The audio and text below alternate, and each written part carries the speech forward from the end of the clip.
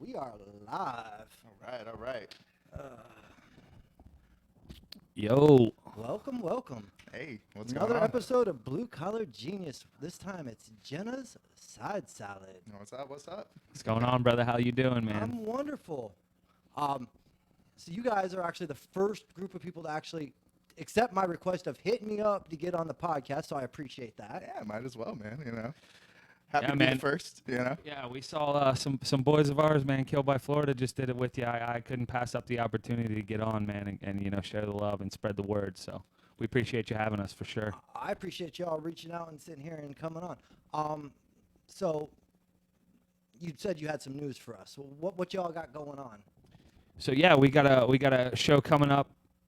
What, 8 days from now? No, it's 8 days. 8 days. Next Saturday night, we are headlining at Respectable Street with a heavy-duty lineup, man. A couple of killer bands on the scene right now that we've played with before and some that we haven't. So we're super excited about that, man, and it should be a good time. Respectables always welcomes us with open arms. Yeah.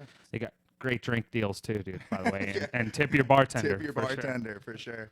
Yeah, I mean, we're happy to be back. It's only our second time back. We're really happy. It's always a great crowd at Respectables, playing with a couple, like you said, a couple friends of ours, a couple bands that we played with before, we love playing with, and we love the opportunity. We're actually going to be headlining that one, so. Oh, you guys first headlining? Not first, but first at Respectables for sure. Yeah, and first we at always love Respectables. their crowd, and it should be a fun night, man. Yeah, we're really looking forward to it. So we want to come on here and share the news and tell everyone to come out and see us play and see our friends play, and Yeah, man. It's going to be a good time. Definitely a good time had by all. yeah. Plus, downtown West Palm, plenty to do. If you find yourself down there, wander on in, man. Respectable's always shows you some fun. And for anybody interested, I just brought the link up, man, for the Death of a Deity, Midsummer Dream, Iron Buddha, and Genocide Salad show taking place June 8th, Respectable Street, for anybody who wants to see that, or Look us up on, Facebook, or hit us up on Facebook, Instagram, however you want to do it. Genocide Salad everywhere you go. on the social medias. so to Yeah. speak. Nice. So go ahead. Let's start with introduce yourself so everyone knows who we're talking to. My name is Brian. I'm the drummer for Genocide Salad, one of the founding members. Started about 6 years ago. Kind of worked from there, and we played our first show in June of last year. And just been kind of going from there. Kind of building our repertoire and, just a group of buddies having fun playing music, man. Right on. Hey, man, I'm Brandon, the other founding member of Genocide Salad. Our so to speak, fearless leader. Yeah, so to speak, self-proclaimed, however you want to go about it, fearless leader. Kind of at least the guy that's loud enough to consider himself the one who organizes shit, which is always good. And I waited a long time before I was in a position to put any music forward because I wanted to be proud of my work, and I got the right guys in the right place at the right time that literally bring the noise. At a moment's notice every single time we jam, man. It's a good time. Like it's enjoyable as well as it's good music. So I'm in the right spot, man. And then I'll pass it off to Scotty boy. Yeah, well, I'm Scott. I play bass. I'm not a founding member. I'm the new guy. Play bass with these guys. I met these guys through happenstance a couple years now. You better plug it. You better plug Johnny Subs, dude, before it's too late, because listen, this guy is one of the best sandwich artists on the planet, but he doesn't work for Subway. He works at Johnny Subs, a little mom and pop spot, and that's sandwich artist before sandwich artist was a thing. And where's that at? It's Forest Hill Military. It's West Palm Beach, Florida. Mom and pop run shop. It's like in the Sears Plaza. It's not really a Sears. The old Sears Plaza. Yeah, the old Sears Plaza. They still use the name. Yeah, it's still there, man. 25 years, been doing it. I met these guys through another one of our mutual friends. He's a writer, and I'm a writer. And we started talking. We started hanging out, and then a couple weeks later, I met these guys. And yeah, man. Shouts to Kevin Klitz, dude. Thanks for always being a pain in my ass.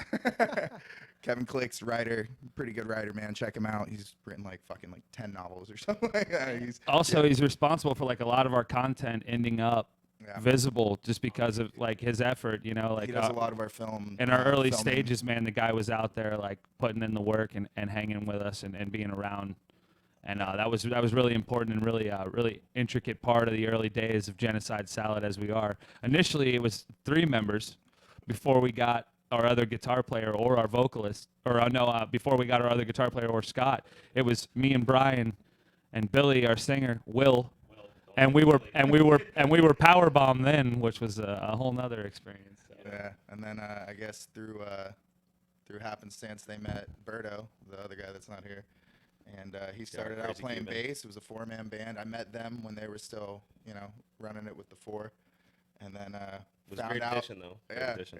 Found out that Great I played addition. bass, and we were just let's jam, let's just fuck around. We were all friends. They had the band, and then when I started jamming, and then I think like one day Brandon just stopped. What do you guys think? Well, I was like, let's be honest. Oh, What wait, happened? so how did that conversation go? Like, it he's pretty jamming- much happened like that. That's the way I remember it happening. We were Well, jamming. What actually happened is Berto was our bass player at the time. He picked up the guitar and played like 2 practices on the guitar, and I told him he's not allowed to go back to bass. He has to be our other guitarist, and we need to find a bass player. Scott comes over. We've been hanging out for a while. Met him at Johnny Subs, and comes over and he's like, "Hey, I play the bass. I slap at the bass." I'm like, "Okay, hey, let's try it out, man. Let's try it out." And it's worked wonders ever since. Listen, the best part of that story is he comes over, doesn't listen to metal. At the time, had no equipment.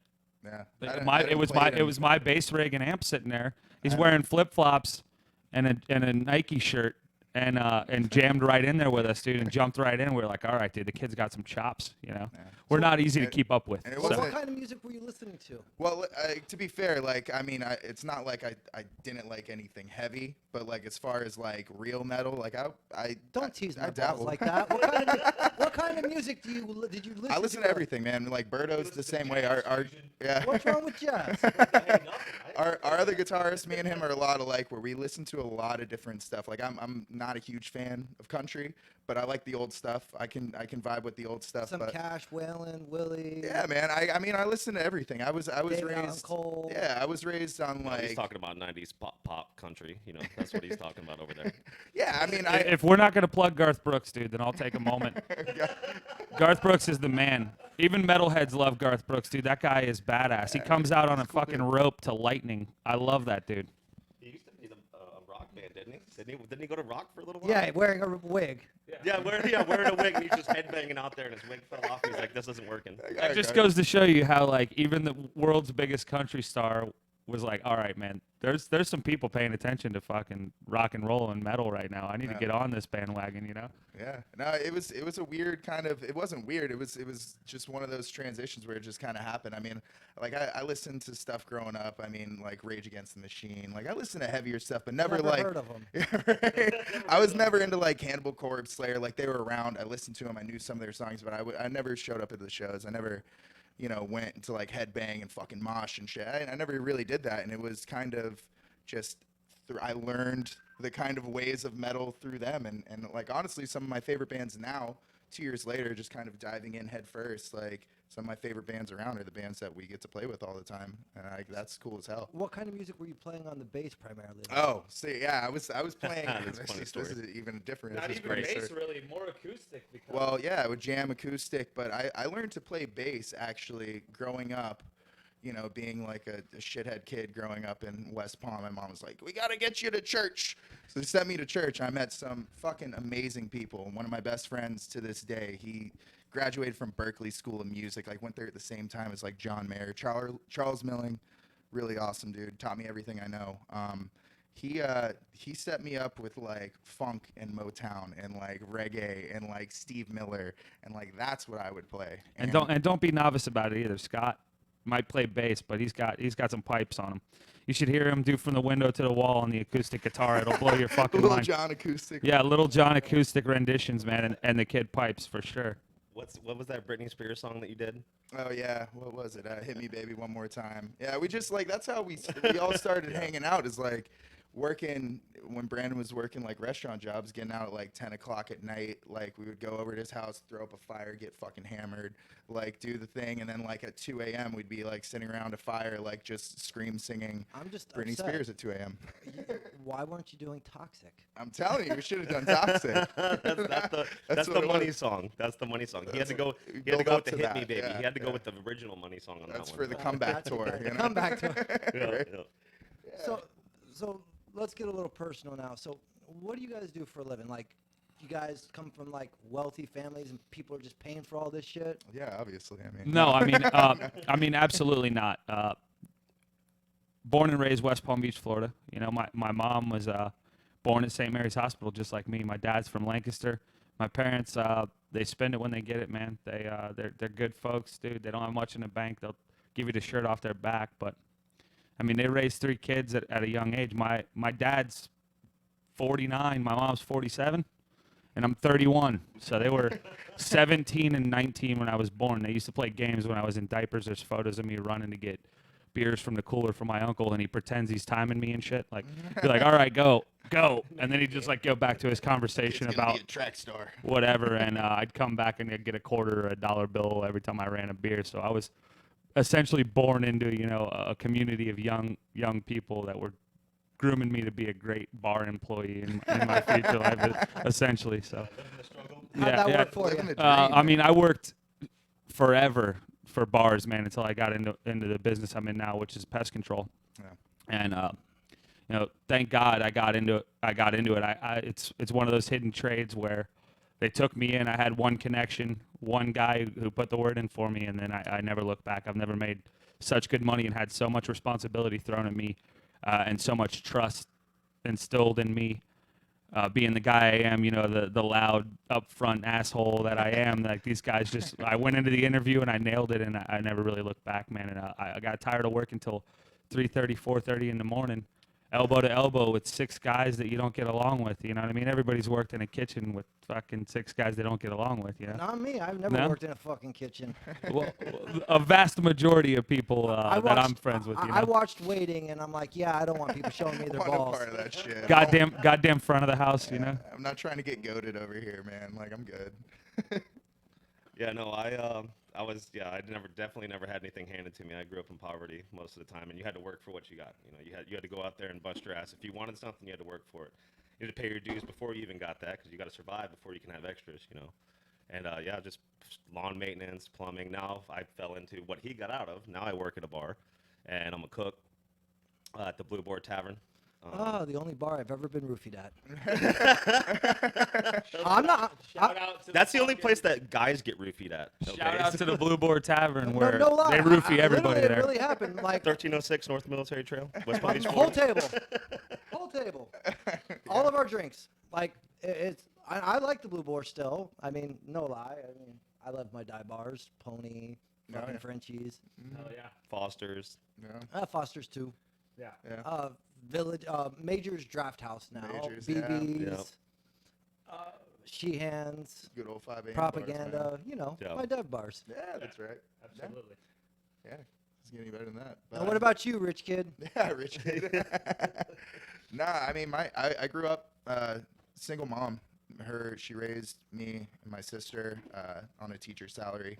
I mean, we didn't have much, but it was one of those things where like she was like crazy with saving. So it was like we always had that one vacation to like somewhere for like 4 days, and then like looking back, we're like, oh shit, we didn't have much money growing up. She hit it very well. She worked really hard to make sure that she saved every penny. So I mean, yeah, I was given some good opportunities, but by no means like, yeah. I mean, I had my first job when I was 14, 15, working at like Publix and shit, just still grinding it out. Like 19, you know, got a job where I am now. Shit, I've been there 8 years. Johnny Subs, make great sandwiches, man. Real quick, shout out to Michelle who's watching the live feed and commenting. We love you, darling. Thank you. Hey, Michelle. Michelle. How's it going? So, if someone, you know, obviously it's heavy, but do you guys describe your music a specific way? It's hard to really nail it down. We thought Yeah, we had it's there's a pretty broad spectrum of definitions, I guess, that we fall under.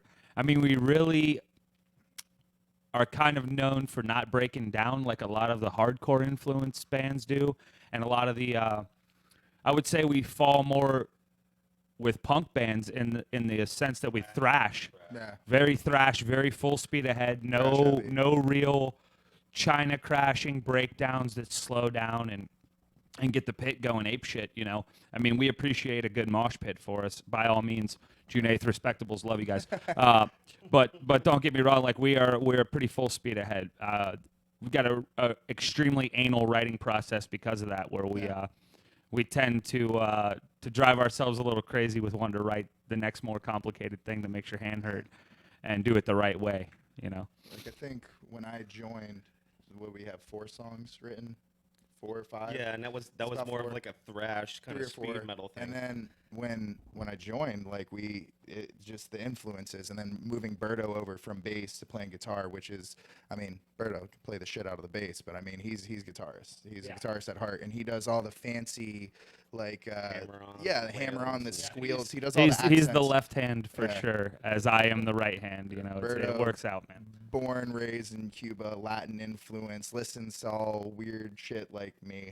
And so when we all get together, and these guys are very heavy, come from very heavy backgrounds, but still listen to pretty good variety. But like, But you know, one of the best takes out of it with bringing Scott in that they haven't really touched on is word groove. So like when a lot of people ask what type of music we are, I like to say we're like a thrash groove metal. Because with my style of playing drums, which is, you know, influenced a lot off of these guys like to point it out, Stained, or you know, Dying Fetus is my fast drum style. I kind of feed off of them. But until he got in the band, we really didn't get the groove. We were thrash metal. When we pulled Scott in the band, having no metal influence, he came in and was just, we evolved into a thrash groove metal band. it bounces and it's a little bit it's more. good. Yeah. You can come from all walks of life. Until you hear the singing, most people like the music. But it takes a certain type of and then person our to like the vocalist, there's screaming, no you know. singing. It's just, you know, he comes in with just straight deathcore, you know, style, which really brings it all together. Yeah, heavy influence for our vocalist is you know a lot of the deathcore bands from the 2000 eras. So you know, Despised Icon and stuff like that.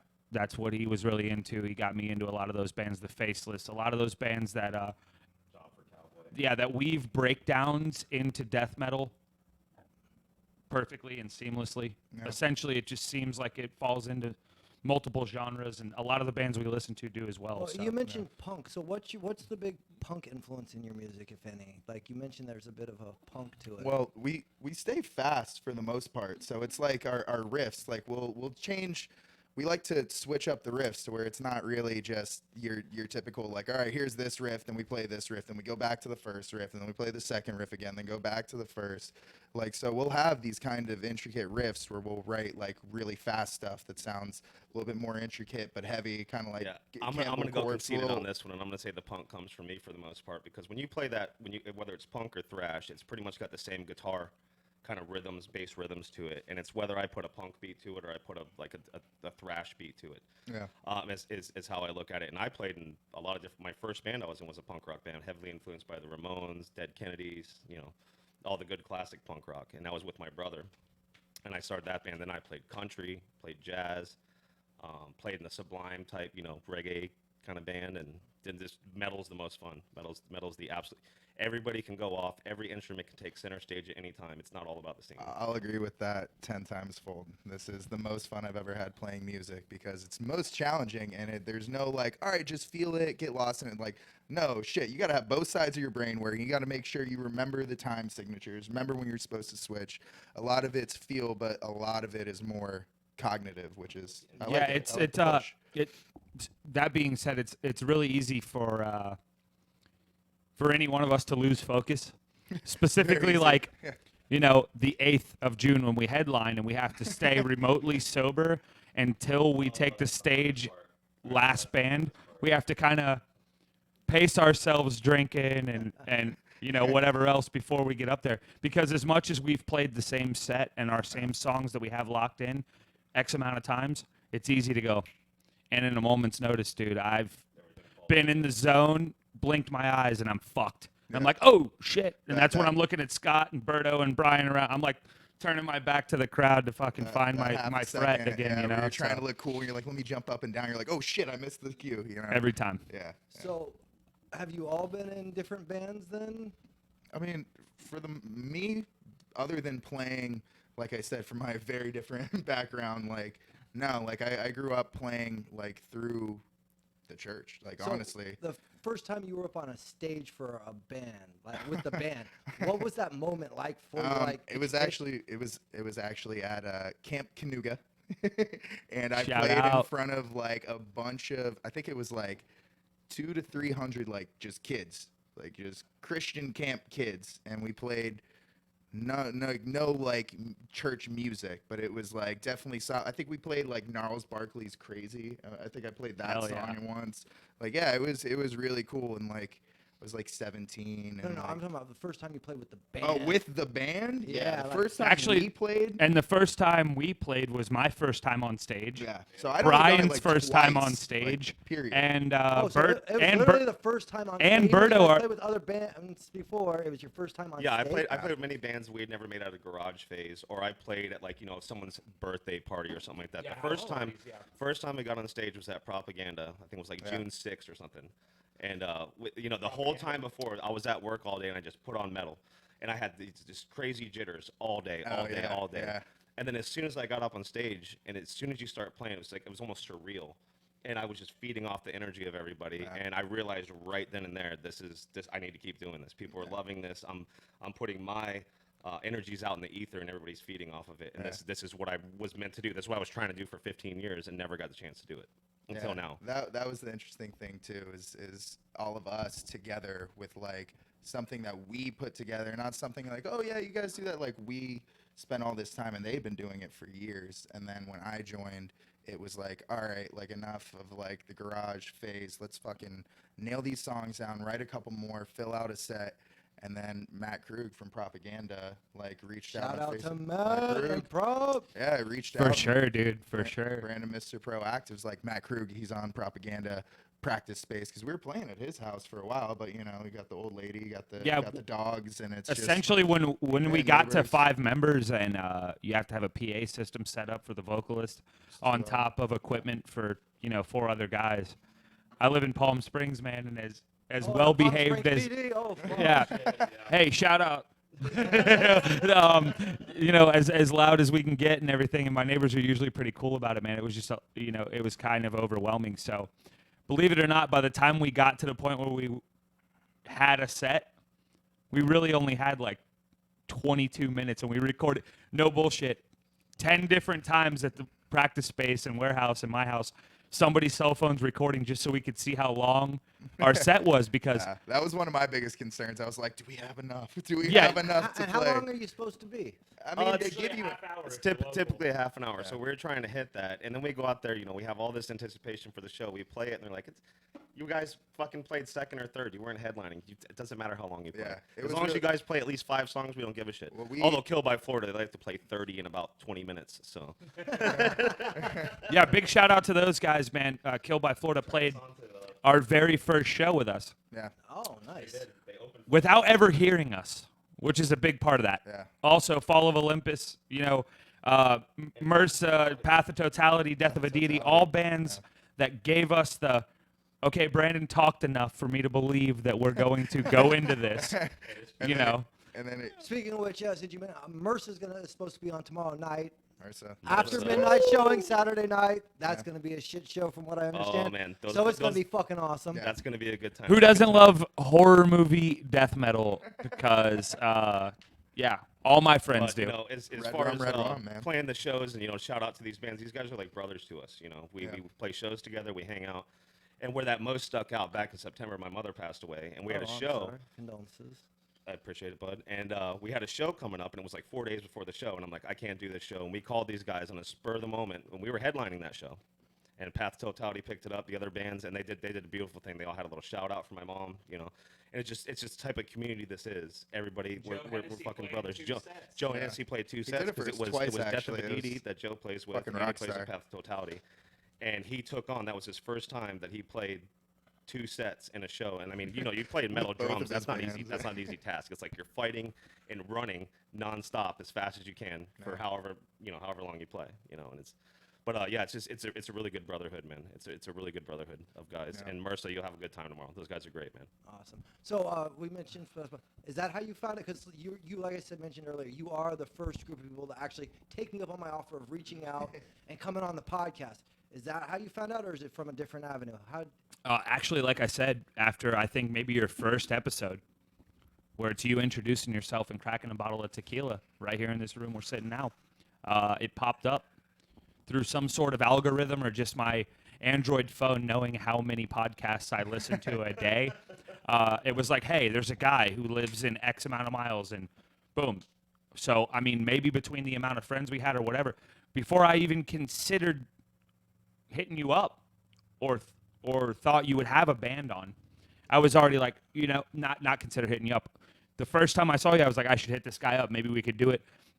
A little bit of a rub both ways. He gets a couple of views. We get a couple of people that show up at the show. It'll work out perfect. 2 weeks later, you got Killed by Florida on. And those guys are really, really good friends of ours. We love playing with them. We've played with them repeatedly. I played our first show, yeah. Yeah, professional sons of bitches, dude. Those guys show up, handle business, and hang out all night long. Oh, they were a lot of fun to have. They fucking love playing anywhere. They don't give a shit. They're like, what time, what day, what county? We don't give a fuck. We'll be there. We'll blow the fucking doors off the place. They have this almost like mantra. I heard them go by them. Like, as long as we get one new fan every show, we're doing it right. Exactly. We're doing it right. I can appreciate that attitude. Absolutely. And they were a lot of fun to have in here. Fucking entertaining. They're good dudes to have in. I wouldn't mind having them back in a month or two. Yeah, I mean, honestly, when it comes down to the occasions that pop up where I'm in charge of setting up a couple other bands we're going to play with at a venue or book a show or somebody's in need of a band, they're top 3 first bands whose name pop into my head. Because if they're available, you're guaranteed that they're going to show up and they're going to give 125%, man. Those guys are on the forefront of what Palm Beach County's punk rock scene looks like. You got 1983 and Killed by Florida right there, and those guys handle fucking business, dude, when they play live. So you're guaranteed a good show. So let me follow up real quick with. So you mentioned that you saw the podcast on your news feed. Then you saw Killed by Florida, so you're like, okay, the guy will do bands. That's why you decided to hit me up, or? Well, like I said, I was going to hit you up regardless. Yeah, even if we sat here and talked about but I'm saying blowjobs and tequila, man. I'm all about talking about chicks giving blowjobs and drinking we'll do a tequila. follow-up. I don't know, whatever you want to do. So once you saw, I definitely take a band. You're like, okay, I'm definitely hitting this motherfucker. Yeah, absolutely. Especially being visually you in your first couple of episodes, in the the infancy of what you got set up here, which is a phenomenal setup. Yeah. Huge shout out, man. Welcomed us with open arms and really invested in himself and his effort and his ability to put on a good show and to have people in here. So thanks again, man. And when I saw that, I was like, by all means, why wouldn't we? That's how we are where we are. We got people that have never missed shows that we've played. It's entertaining, or not entertaining, but it's interesting to me that more people don't I want to talk to people. I enjoy talking to people. I mentioned before, I do have Asperger's, so I don't do well in large crowds and social settings. But in a small setting like this, I'm comfortable. I can do it. It's enjoyable for me. I like hearing people's stories. I like talking to them in this capacity. And I wish more people were like yourself that would step up and be like, hey, I got something to say. Talk to me. I think you can help me make it really interesting if I can't make it fucking entertaining my damn self. That comes with this stigma. A lot of people currently living in South Florida, especially where we're located, are not from here. Yeah. There's this stigma about Florida man, memes and all this kind of crazy shit that happens down here. But I got to tell you out loud in front of the fucking whole world that's paying attention, a lot of the people down here that are a pain in the ass aren't born and raised local boys like we are that have been here and seen 100 motherfuckers come in and out and complain about everything. Yeah. You know what I mean? It's like all the motherfuckers I know that were born and raised in Palm Beach County, I can call and they'll give me the shirt off their back and they're reliable, dependable sons of bitches. Well, my favorite part is when people say, oh, well, this is better somewhere else. You know what I like to tell them? Well, get on 95, head north, and get off when it looks familiar. That's it. I'll give New York pizza and Chicago hot dogs. Other than that, man, we got it handled. Yeah, you like Cuban food, beautiful people, and reliable sons of bitches, you're in the right fucking spot. It was funny. I was actually having a conversation with an Uber driver, and he was just a really cool guy. And we're like, yeah, man, just really getting along. Did you say Uber driver? Uber driver, yeah, Ubi.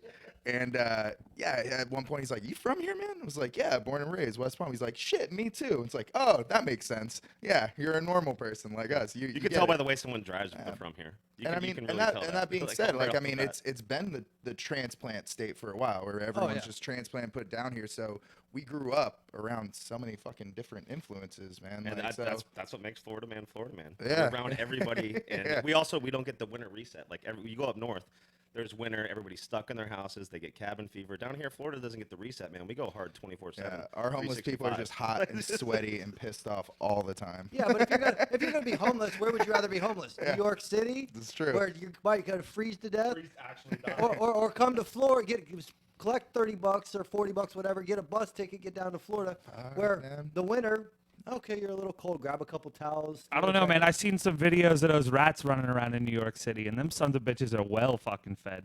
And then you look at some of our homeless people, man. I think they were envious of them New York rats. Just saying. You know, they can't fucking eat like that. Then again, a goddamn bagel's $8 up there, so who fucking knows, you know? Yeah. At the end of the day, if you're not eating trash, you might not be eating. Yeah, that's the fucking truth, man. Sorry, that's the producers. Let me know he's not going to be making it. We love you anyways. Shout out, producer. Shout out to the producer, man. So, you got your jump from Krug, Yeah. and that, as we were talking about, so you guys consider Propaganda your home fucking... Oh, that's definitely. our home court. 100%. For sure, man. Like every time we've played there, pretty much every other show. We've done, I think, 12 or 13 shows. Every other show has been at Propaganda. And we go there, it just feels like a band practice that people are there to watch. So it's like, you know, you can experiment. You know, like the last 5 shows, I pretty much was holding back because of the, you know, the endurance thing on the drums. And last time I was like, you know what? No, I'm just gonna go off. actually, I don't know. So it's really you're fucking because you're banging. That Oh, so dude, fast, it's like so hard. it's cardio and it's just nonstop the whole time. If you hear any of our music and you listen to the drums, like it's literally Watching this guy nonstop. play is exhausting from 20 feet away. it's- He's fucking fast. You know, and I'm not a small guy. You know, I got extra belly moving around. That's due to the beer, maybe, I don't know, or the soda. But no, it is really exhausting. But the thing is you know, if you have the endurance and you can go all out, it just makes it that much better. Like it brings me back to before when I was saying, like with metal, any instrument can be front stage at any point in time. If you listen to like the modern music that they're putting on the radio now, it's all vocal centered.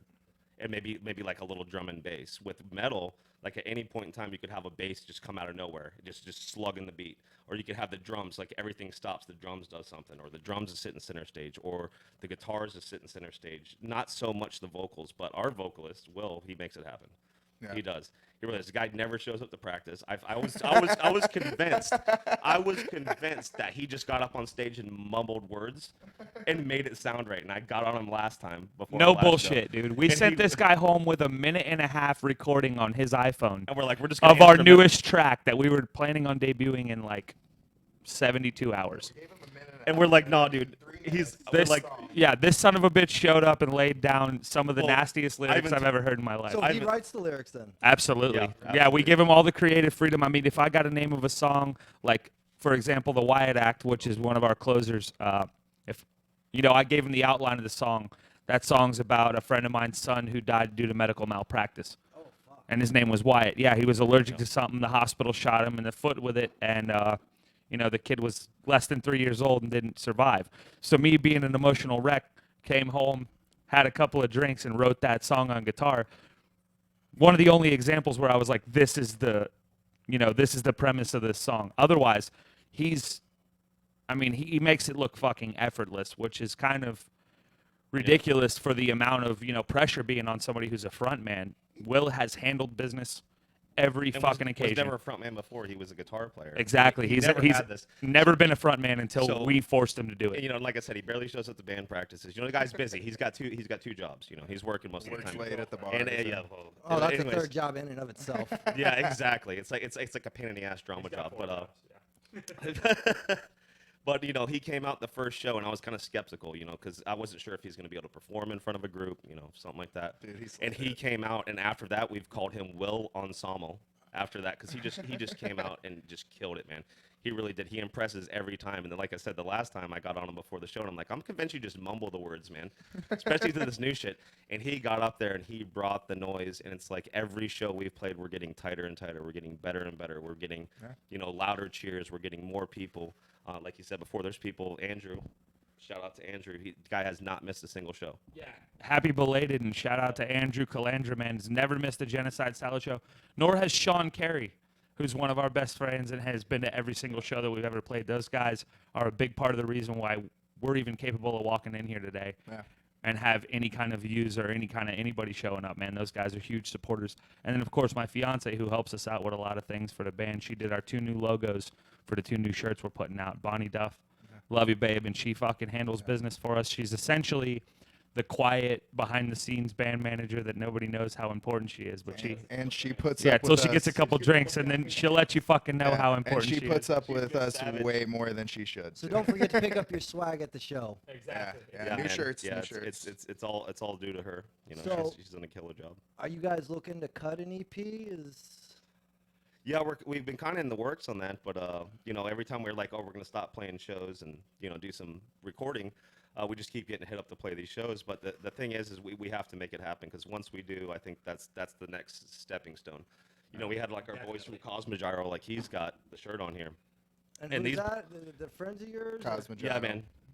Absolutely my favorite band in the state of Florida right here. These guys, the best, dude, the And where are best. they out of? They're They're well, kind of all over the place. They're a little scattered. Where are they- mostly Fort Lauderdale, and then their Yeah. lead guitar player lives in North Florida, Jacksonville area. So But these guys, I mean, it doesn't get more professional. These guys were together for 4 years, recorded an entire album, had, I mean, a full like stock of merch. before they ever played a show, they got their merch, stickers, patches, T-shirts, an album a done full album. before they ever played their artwork, first show. everything. And then I hit them up and booked them early Yeah. for one of their Second show. their second show. I think it was. I could be wrong about that. Fact check or whatever. But those guys, man. Yeah, let's just handle- Google that shit because I'm sure it's massively. Wikipedia's got it. I'm sure. Yeah, for sure. But yeah, Cosmogyro, dude, those guys did it the right way, and they came into it with the approach of, we're gonna present these people with our heavy metal, but we're gonna have it already on a CD for them to buy before we ever even fucking play a show. And now they have I mean, Pandora, Spotify. You know, they're yeah. they're Now, blowing do up, people man. still buy CDs? I don't know, man. I think do. At the If you're shows, local, I'll if buy you- it. If you go to a show, Yeah, yeah. like, yeah, you'll have a CD there, but Well, yeah, that was like MRSA.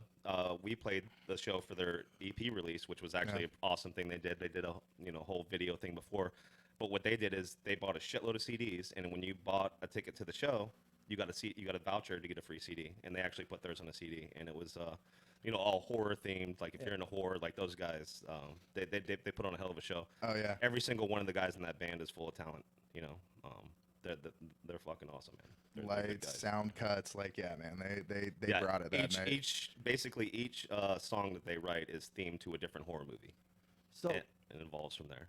let me ask you this: what's the weirdest shit you've ever seen at work, though? Me, well, I work at the fucking Blue Board, dude. I mean, I've That's a seen good question. a chick that used to be a dude and a dude that used to be a chick hit on each other and leave and then come back in with the horror that they just realized they got each other. Wow. They got each other. Wow, yeah, that's Yeah. interesting. Or someone doing what do they call that when I'd have to clean the bathrooms at night. I'd go in there and I'm just flushing the toilet and it keeps coming out brown. I'm like, what the fuck is this? Upper Guy decker. upper decker, dude, shit in the and I'm like, how much Upper aerobatic decker! how much Take it out of the aerobatic upper skill deck. that takes to like balance yourself and not break the Fuck, fucking man. tank off the toilet, shit in there, and just you're out there the whole time. I got him so good.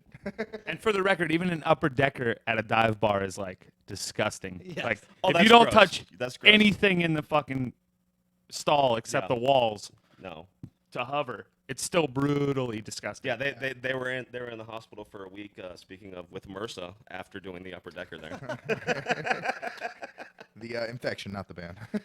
Yeah, I mean, I'm either or. It's the same thing. Yeah. It's the same thing. Brandon, Brandon? greatest thing you seen at work? It depends on which job you're talking about. Any but any of your many it's funny jobs. because when I was the nighttime cook at the Boar, I was working there, Blue Boar Tavern. I was working there like 5 nights a week in the kitchen, closing, which are 12-hour shifts. Heavy duty schedule, man. It drained the hell out of my 20s, I'll tell you what. And at one point, I was convinced I could write a book on the things I found in the Blue Boar bathroom.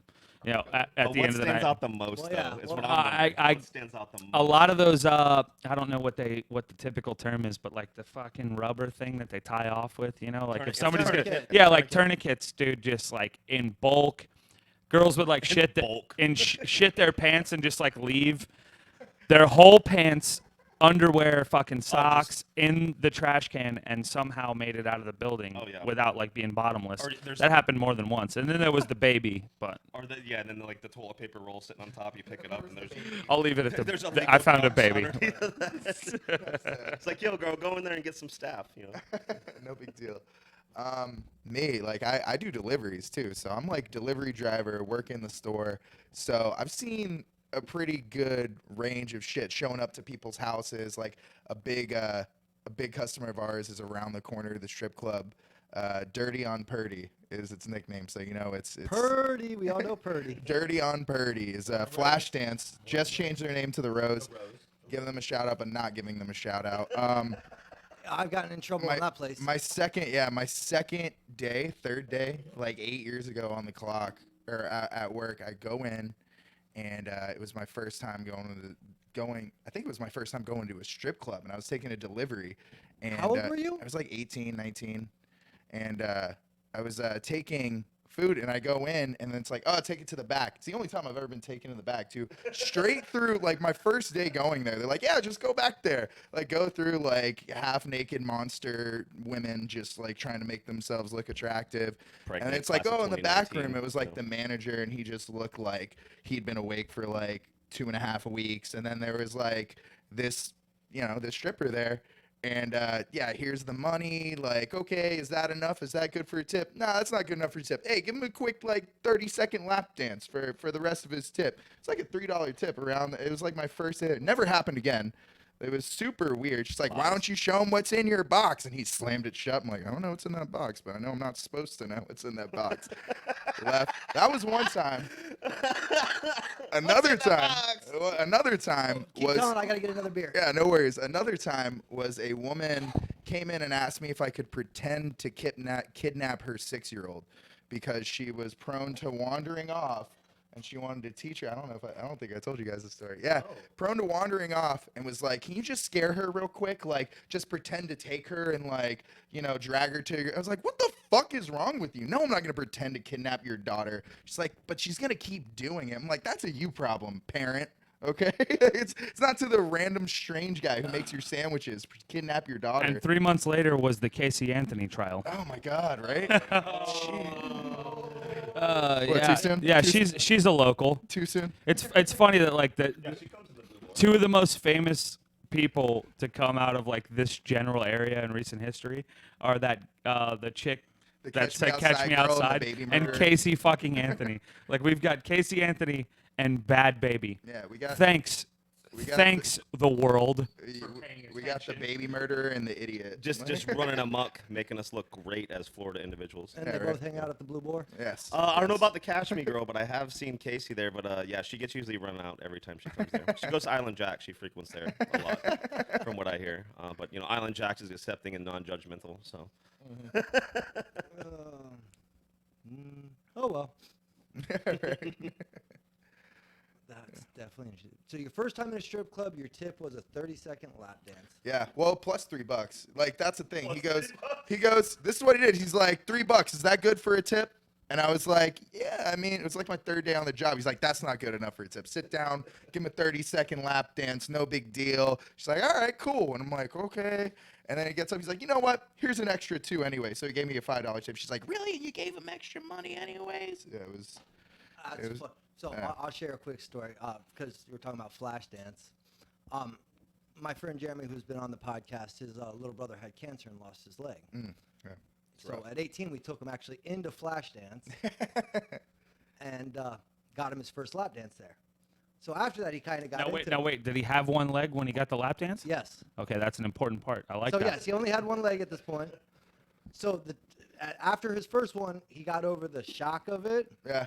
and he was talking into this one girl big time. And she's like, well, why don't you get a dance? He goes, okay, but since I only have a half a lap, is it half off? That's great. That's great. You crush it every time. It's so hard to hide a boner when you only have one leg. Oh, no, she ended up going out on a date with him. Wow. Oh, wow. That makes sense. Flash dance. the boner's bigger. Yeah, game recognizes game, motherfuckers. That's the moral of that story. If you can walk into a titty bar with one leg and leave with a stripper, you got fucking game. Your buddy's a G, bro. Yeah. He's a legend. He was. Legend. Unfortunately, he's passed away now. Oh well. Rest in Cancer peace. got him, but Rest in peace, brother. Rest in peace. Fought the good peace. fight, man. yeah. Fought the good fight. Yeah, man. Fuck cancer for Love you, sure. Seth. Fuck cancer. Fuck in peace, cancer brother. Right in and the Seth, face. man. Shout out, brother. Cheers. I don't have one anymore. Yeah, good. Bad. Attaboy. My bad. I put it up Cheers. in front of the fucking thing, man. Being awkward. Leave me alone, man. So, everyone's here grown up in West Palm. Yeah. Yeah. What's your favorite bar outside of the Blue Boar to get a couple drinks in you? Ooh. Like where you just want to have a couple drinks and like just kick back and relax. Well, that's where that doesn't work for me because I can't have a couple. I have 1 or 12. Okay, well, But- it's 1 or 12, whichever way it goes. But you know what I'm saying? Where do you like to go to drink to get away from things other than where you've worked? Pit Row's not a bad spot. That's right around the corner from the house. Piper's Been to Pit, Piper's isn't a bad spot. As especially much when they got a good band going.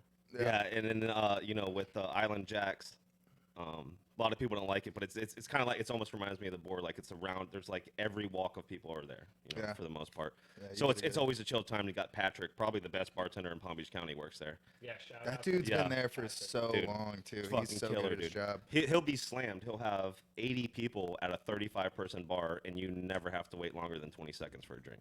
Yeah, really nice I dude. mean, Really just- cool. On his shit. Plus, he plays Warcraft like I do. So, but anyways, I shouldn't have brought that up. Oh, I'm a big gamer myself. I'm still playing Rocket League these days. I don't play World of Warcraft anymore. Rocket League. Yeah, I've done the World of Warcraft for like 12 years. There was at one point I was like playing in a top 20 U.S. guild, was getting sponsored, and No big deal. but yeah, no, I enjoy gaming. That's my release outside of music. Gaming's my everyday release. Music, obviously, I can't do that every day because trying to get 5 guys together and do a band and all that is really hard to do. But Which is extremely underrated. Like people don't realize how hard it is to Oh, get it's 5 guys together. Like a band is like a pain in the ass girlfriend who works 5 jobs, or 6 jobs, or 3, however many people you have in the band. It's just it's a pain in the ass. But Yeah. Gaming is my one thing that I can do every day and just escape reality and have my alter ego. Now, have you only played World of Warcraft? No, or- I played a lot of other different games, but since Warcraft, it's pretty much just been that, like on and off. I mean, there was 3 years I quit it, and I play a healing class in Warcraft. I've always been a healer, and the 3 years I quit Warcraft, Druid or priest? actually monk, and it was a Oh, shaman. they didn't have monk back then. Yeah, well, I was a resto shaman for the long. Always been horde for the horde. Always been horde. So it was a shaman before monk came out for like 5 years, and then when monk came out, it was pretty much monk since then. But yeah, I couldn't find any other game that was anything like the healing aspect there was in WoW. Like someone told me, I think Final Fantasy was like 17 or maybe it was 13. I can't remember. I never played Final Fantasy, but they're like that has a good healing role in it, and I tried it, just it didn't work for me, and then I ended up going back to Warcraft. And Yeah, I played Warcraft for about 4 years. Had a great rogue, was fun. Played a ice mage specifically. were you when PVE or PvP? Oh, totally PvP. Yeah, I was the PvE whore. I was the raid guy. I played on PvP servers, so had to deal with getting game. But Yeah. then I switched. Yeah, to, you got to get good then. You got to get good then. I could kill. The hardest class for me as a rogue to kill was the damn healing druids. Oh yeah, because it's impossible. You don't have enough burst at that point. Yeah. Well, So- what it was, I actually would respec for fucking keep them stun locked. Oh, what is that? Assassination. I think it Yeah, was, I used to. Or it might They have been always Soda, change yeah. shit up. But, Yeah, everything changes. But everything, yeah. I got really big after that into EVE Online. Oh, Eve, I heard about that. I had a buddy who played that, and he actually said that you could. I think it was Eve. He's like, you could actually rob people of their Yeah. actual money that they Well, put into the game. type thing. it's in-game assets. If they're silly enough to give you access and you decide to take it, it's all fair in love and war. Like, and Yeah, that's people basically what invest live money into it because what they do is the game time is called a plex, and you buy game time, but you can sell it in the in-game market. As the to get Plex, right? The plex, the game time. Do they allow you to earn it too? Yeah, you could earn in-game currency as well, and then use that in-game currency you made And turn to it into. buy game time as well. So were you like you grew up like an old school gamer too? Classic console games and, Oh, and my you know first- my you died first- of dysentery and shit like that. Oh, I fucking remember, Oregon yes. Trail. On the Oregon Trail, yes. That was Dysentery every elementary school back in the fucking time, 90s, man. That should have been the fucking band name is dysentery. You died of dysentery. Genocide salad. We'll talk next That's what a practice. genocide salad is. Maybe an album name. This is our last show with genocide salad. We're gonna become dysentery. Actually, the first computer game I played was on a Radio Shack TRS 80. Wow, that's damn near a Commodore 120. That is before Commodore 120. Oh, really? Yeah. Really? Where you had to load up your OS on a 5 1/4 fucking floppy. Yeah, it was DOS. It was a DOS game. Yeah. Oh no, you had to write fucking the code you had to Really? code your own game in fucking. Yeah, it was before Windows. We That got was to before drag Windows. him down to 10th level. Oh, yeah, that's awesome. You familiar with 10th Level Tavern down in Fort Lauderdale? No. So Cross street from Funky Buddha. yeah, Funky Buddha Brewery is on the corner. It's right by the train tracks down there, and then across the street, there's no bullshit. It's like a little Hole in the wall. 3 They times the expanded. size of this room, independently owned by like a 25-year-old gamer nerd. Video game bar with craft beer. Every single Oh. stool has to emulate it in every system. Unfortunately, I have no palate for beer. I drink fucking Bud Light and Heineken when I drink beer, and I drink. They don't just have craft beer for the I mean, he's got some normal shit too, but it's crazy because every single bar stool at the bar has, I guess, the equivalent of what he calls a Raspberry Pi, yeah, It's an an emulator It's with a joystick and everything. buttons. all the So way from SNES all the way on up. yeah, Everything. we've gone down there, you know, feeling no pain and played Yeah. hours of NBA Jam from Super NES, man, just Or talking the shit. original Ninja Turtles. It's still glitchy. Yeah, yeah, running down the street eating pizza and shit. Simpsons. I- playing Turtles through time. I grew up. My first console was the Atari, the original Okay. Atari. Yeah. Playing. Oh, so fuck- you're old. That's right. How old are you? I'm 40. That's I'm, right, I'm 40. An old fuck. I remember when they created fire and invented the wheel. I like that. I like that. Yeah. I remember when that Jew came along and sat here and told everyone that he was changing the rules, and the Romans crucified his ass. That's some Jerusalem I go back creatures. a little bit. Yeah. Yeah, so your hips hurt, is what you're saying. Hips, shit, my whole body hurts half the time. That's blue collar for you, man. Old Ain't that the school, truth? hard working mentality, dude, and played like the OG games. My mom apparently, when she was a teenager, was unfucking beatable at Galaga, like arcade It's a deep Galaga. cut. And dude, like still to this day, it's funny because very rarely we'll get mom out for a drink. You know, Took her blue down board. there. My mom's been a poker dealer forever. You know, at the card room over there, Kennel Club and shit. So occasionally she'll come in for a drink after work. We got her in a couple dozen times, me and my brother, and we get on the arcade game, dude, Galaga or anything. It's over with. She fucking embarrasses us, for lack of a better term. Like that's just the only way to describe it, man. Is just Got that Galaga DNA. I can't keep up with it, dude. I never got good enough at a game to remember every single aspect of it until Tony Hawk Pro Skater Yeah. that 1, was 2, and big. 3 came out, and then it was That was fucking big. on. Yeah, that was big for me too. Like I grew up with like I got gifted from my cousins like at the same time, an NES and an SNES at the same time. So that was like my first experience, like 6, 7, 8, and then it was like the first PlayStation. So that was like a jump. Cousins had the N64. Yeah, I remember when the 64 came out, Yeah. Christmas rolled around. It had been out for a year or two at this Yeah. point, and my mom got me and my brother and sister a SNES. 2 controllers and 10 games, and she goes, guys, I could have got you a Nintendo 64 with no games, or you could have this. Stole my seat. You didn't call seat check, bro. Middle school rules, Yeah, man. I'll give you all an enjoyably self-deprecating story when it comes to consoles. So, go back to I don't even know what fucking year it was. The Nintendo Entertainment System was released. I think that was 83. I think it was 83, if I'm not mistaken, So- or 84. The square controller? No, NES. Yeah, The the original one. It original- was Duck Hunt and Mario. That's all Yeah. you had. So, OG. I have a very extended family. So we do like 4 Christmases up to Christmas. You know, my parents are divorced. We're at my godmother's house. We do an early Christmas. My best friend, because he's really one of the only friends I had, Matt, early Christmas gets a Nintendo Entertainment System. Cool. I open one of my presents and it's a Nintendo game. I don't have a Nintendo. I start freaking out that it's not for me. Fucking, oh, this is for Matt. My dad's like, don't worry about it. Just fucking take it home. We'll deal with it later. I'm a fucking mess over this, like, because that's Yeah. that's the present everyone wants. Yeah. go to bed, don't think about it. You know, little kid. Christmas morning, wake up and what is there? There's not only the Nintendo Entertainment System, but set up is the run pad for the track and field. And that was that was OG. That- was the OG. That was the OG one. so that's what I'm like, oh, so Santa didn't, and that's how I figured out Santa didn't really exist because the Nintendo Entertainment System was from Santa, but Dad got me a Nintendo game. the game outside of it. And the game he got me was Contra. Contra, yeah. But you know, it's Classic. funny. Like you know, And that's when I realized, oh, Santa isn't real because this said it came from Santa, and talk about going so back. Dad talked with Santa and got Yeah, it. no. So, I know Dad and Santa ain't well, close. this is actually a really weird Christmas. I'll show you. So, we had a family friend. His name was Guy. Actually, very famous. If you could actually look it up in the newspaper, he lived here in Boynton at Cypress Creek. That Christmas, he brought me the GI Joe full-size stealth bomber. Oh shit. Fuck yes.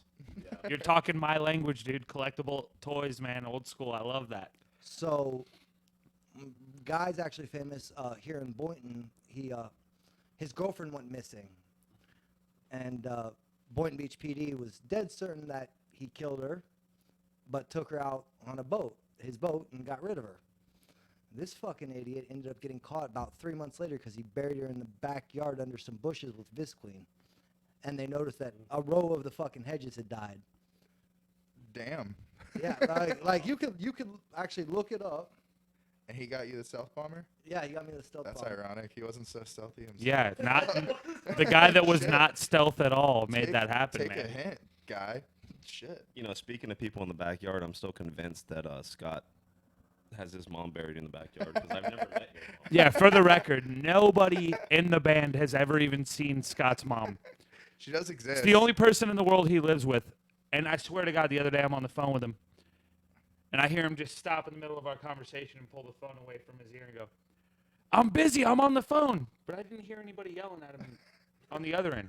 Fucking Norman There was like a Bates, knock. bro. And he goes, "I'm busy, I'm on the phone." I'm like, "Bitch, I could do that too." You know? I mean, like, dude, for real, man. You know, you ever pulled that move where you're like trying to look cool in front of a chick? Yeah. You're at Wawa, right? Random chick, you pull your phone out and you go, "Oh no, yeah, it's on my desk. Check the folder that says accounts receivable right underneath all my money." $15 million, that's way too expensive yeah, for an yeah. island. Yeah, exactly. All right, so who is in a relationship here? Us. This guy's actually getting ready to get married. Congratulations. Me and this Yes, guy. sir. September I'm not getting 1st, married. 2019. I'm not getting married. We're the guys in Oh, a relationship. so You're not getting married? Let me ask you this: why Maybe are you one getting day. married? Like, why are you going to bring the government into your relationship? I'll tell you why. That's actually a really good question. I'm glad you asked. My parents, like I told you earlier, are young as hell and 17 and 19 when I was born, you know? Yep. My dad proposed to my mom 3 times before she said yeah. My dad was, Persistent, apparently. yeah, born and raised in Lancaster, Pennsylvania, dude. He went, you know, Catholic school, religious family on his side. My mom was raised by a Jehovah's Witness, my grandmother. Shout out to Dorothy. I love you, Grandma. You know, so it's night and day, oil and water, should have never happened, and persistence, dude. My dad and my mom had 3 kids before they were old enough to fucking do anything or experience anything.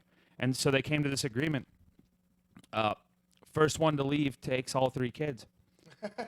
And so nobody moved. And my parents, no bullshit, my parents, the high school sweethearts, have stood the test of time. The only thing that they did that was traditional is the sanctity of marriage. Finally, me being a bastard child, my brother teething, and my sister is in my mom's belly during their wedding video. Like, that's the only tradition my dad had was, I'm going to be the guy that marries the girl I got pregnant, and I'm going to provide. And that's the mentality they lived under. My brother is, And they stayed together because none of them wanted you guys. well, Yeah. well now they're, I mean, they're These still together assholes. now, but it's like, dude, That's fucking awesome. my sister's like the But- angel but- child, but- dude. Okay. Third That's- one right is how they look at it, you know? But why do you want to like like I get having some kind of ceremony, but because I'm divorced, so keep that in mind, and I've paid the fucking cost of that, No, by all means, and I hear you. Like, and I have no problem with it. Like that's all. I it always interests. Like I know why I got married. The only regret was filing for an actual marriage certificate with the state, but that's another story from my point of view. But I get having a marriage ceremony. I get having vows and making promises to each other.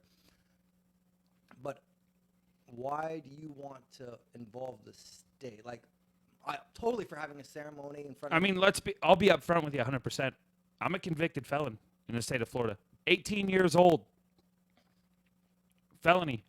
What- Charges dropped on me for keeping my mouth shut because I had a dumbass friend who I was hanging out with, and we got arrested for loitering and prowling, which is essentially you two delinquents are out here at 3 o'clock in the morning and we think in you a have to good go- neighborhood, and you're up to no good, so we're going to arrest you on a misdemeanor in Palm Springs.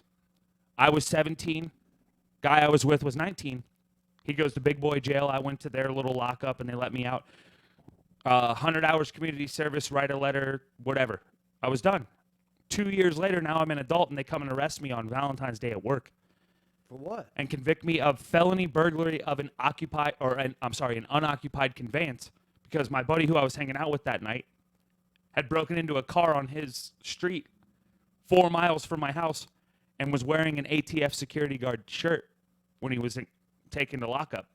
So the dude whose car was broken into filed charges, claimed all this shit was stolen, whatever, and they had to arrest somebody, and the dude fled on the original charge. So I kept my mouth shut, did the time, and took a fucking felony for a friend Fuck. who wouldn't take a slap on the wrist for me. Wouldn't jaywalk for you.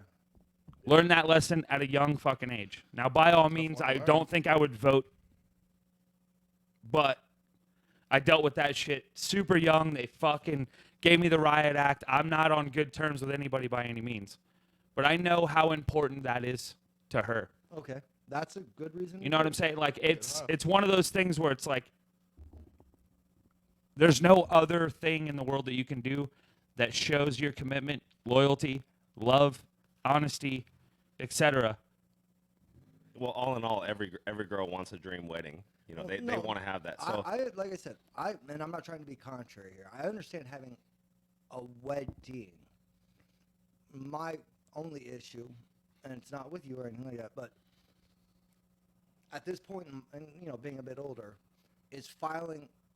I get the tax advantage to it, but getting a wedding which I have an issue. Why do I have to get a fucking license to get married with the state? or a license to fucking drink rainwater. You know, that's illegal. Or catch a And that- fish, yeah, but yeah. I hear you. You know, I mean, it's like listen, if The it was only- up to me, I would have proposed to her the same way I did, drunk, 4 o'clock in the morning, right after I got off the clock, on the kitchen counter in our living room. I sat her up on the counter and pulled a fucking ring out and asked her to marry me because it felt like Did the she right cry? time. Did she cry? Absolutely, she cried, and then we went and woke her mom up, and then I called my parents, and we went there at 5 a.m. and told them. nice. I would have proposed the same way, Yeah, your gone mom to was the pissed. courthouse, $250, got the paperwork done, marriage license, and been happy with it. But that But she wanted a ceremony and our friends being there and my family coming from all over the Oh, no, country means a like lot I to said, her. So. I get the ceremony. It's getting the wedding license and all No, that. yeah, like if I was ever gonna get married,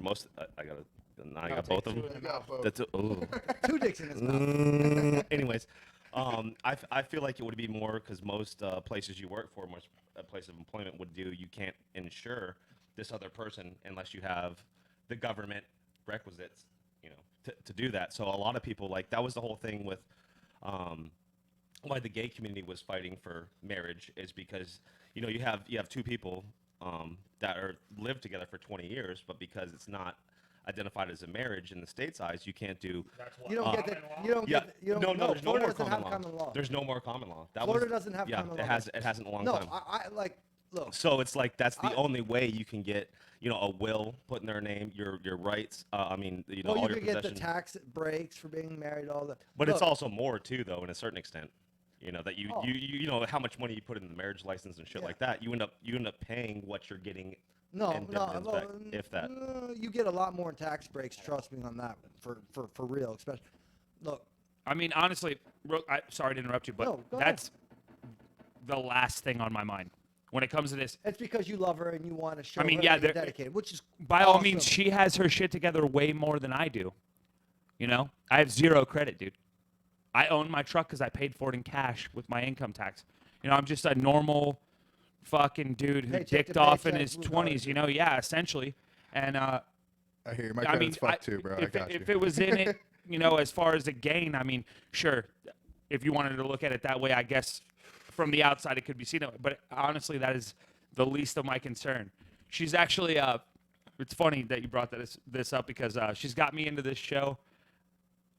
It's like a chick wedding show called 4 Weddings, which essentially the format is 4 girls who've never met each other, all have weddings, and all of them go to each other's weddings and talk shit and give them ratings. And it's, dude, as far as unintentional comedy goes, it's the funniest fucking thing I've ever seen. They literally go, "Oh, I'm giving her wedding a 5 out of 10 because there was nowhere to sit when I ate my 13-pound steak with enough room. Oh yeah, the centerpieces on the table were too tall, and her dress was ratchet." And so like whoever gets the most points at the end of the thing gets a free honeymoon. So they're all talking shit. It's fucking hilarious. So I know what it means. Like that's her day. You know what I mean? I'm just a guy that's there, booked the band, and helped cook if she lets me. You know, that's how I'm looking at it. No, look, I'm not gonna lie. I am totally biased when it comes to weddings. My wedding was fucked. First of all, That's how you started it. My wedding's fucked. My wedding was fucked, dude. yeah. Well, look, let's put it this way. There was a wedding date in a venue before I even proposed. Oh shit. Oh no. Fuck. Love my ex-wife and my no. mother. But Oh, they conspired together? oh yeah, I mentioned to my mom I was thinking about it. Next thing I know, the fucking wedding was being planned. Dude, my mom did the same thing. She's like, "Oh yeah, I talked to Kira. Here's a ring. You're gonna give her this promise ring until you can buy a diamond ring." I'm like, "What?" She's like, "You're gonna fucking do what I want grandchildren." Damn. Wow. Yeah. That's Oh, That's kind of similar to me. I got a random phone call from Bonnie's dad, and he goes, "Hey, so super awkward because he's a total pain in the ass, like hard ass. He was a firefighter for 27 years. Like he's seen some shit, and he's trying to break open to me. And he goes, so you're dating my daughter? Has long pause. Has the thought of and I can hear his sister Bonnie's out in the background go, just fucking ask him. And he goes, has the thought of marrying her ever passed through your mind? And I was like, absolutely. And that was a conversation we were going to have one day. And he goes, well, we got this family heirloom ring, engagement ring, diamond ring that's been around for 100 years, and I'd like you to have it. And I was like, okay, yeah, like absolutely. Pretty relieving That's though. fucking awesome. Like Which is him- honestly the most intimidating Yeah. thing any human has ever handed me was And this. that's like you got the acceptance without asking for it. He was Yeah. like, "Hey, take That's my daughter." awesome. he gave So- you like a preemptive, so- like, hey. To share how fucked up my wedding. There was only one good thing about my wedding. The good thing about my wedding is my ex-wife came down the aisle to the Imperial March. Oh, that's sick. I actually Okay, saw that shout at out a to the wedding like nerds. recently, actually, like within the last 6 months. It's really funny you said But that. so we get married. 90% of the crowd's my friends. And shout out to my dad and my mom for paying for everything. It's pretty nice. Yeah. But when it was over, we had to clean the venue. We didn't hire a cleaning service or anything like that. So after everyone left drunk, because well, my dad provided plenty of liquor. Thank you, Dad, for that. Yeah, wedding's hammer time. I spent the end of my wedding cleaning the venue with my new bride passed out in my pickup truck, drunk off her ass, unable to walk. Yeah, So- that sounds fun. To finally my sister Ashley, love you much, showing up as I'm trying to finish up cleaning, going, what are you doing here? Going, the place has to be cleaned so we get our deposit back. She's going, well, you're almost done. Get the fuck out of here. I'll finish up. That was my wedding. That was your saving grace. Wow, man. So yeah, It sounds like the rest of your marriage probably went similar, huh? very, I'm sorry. very. Oh man, yeah. Kicking off with a bang, man. Condolences. I know, a lot of people get strung up in that, and then, you get so pressured into it, and then in the end, you're like, what the fuck did I do? Yeah. Oh, it was. Now I'm a- obligated to all this other shit I didn't Oh, want it was a total shit show. Like, my mother tried to pretty up the dress and added some sequins to it, and my bride to be lost her shit. Yeah, that's a risky move. Because she altered it, or Yeah, and my stepmother Amy, thank you for the being the saving grace on that day. Went out and bought her another wedding dress to replace it, Damn. like the week before the wedding. I know, listen, like, since I've been in the process of getting married, I've realized I'm in the wrong fucking business. You go Yeah. to Walgreens with a $20 bill in your pocket to buy a photo album. You come home with like $9 left in your pocket, you know, after tax, it's like $10. If they put the word wedding or marriage on the front of that same photo album, $79.99.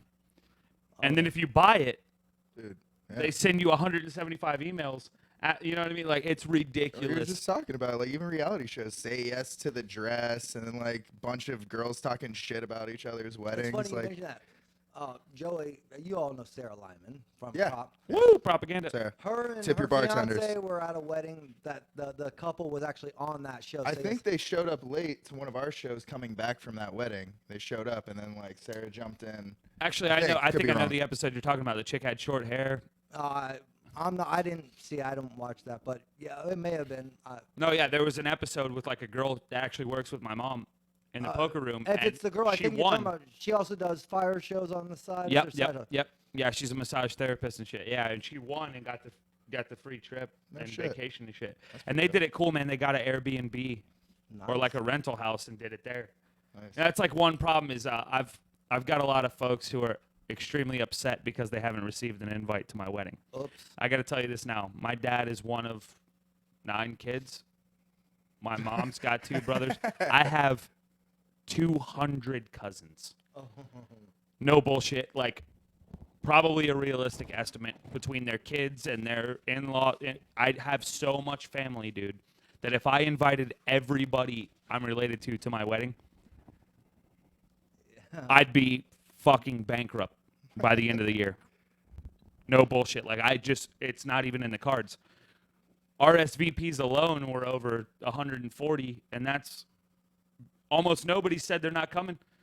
California family, they're coming. Colorado, Pittsburgh, New York, you fucking name it, dude. They're coming. It's Thank you crazy. for inviting me to your wedding, by the way. I appreciate it. Shut up, Scott. yeah, I feel privileged. Can I go? feel very privileged. Can I go to your Shouts out to the best man, Brian LaFleur, dude, To my the rest guy. of Brandon's cousins, suck it. I'm going to the wedding. Yeah, Scott will be there.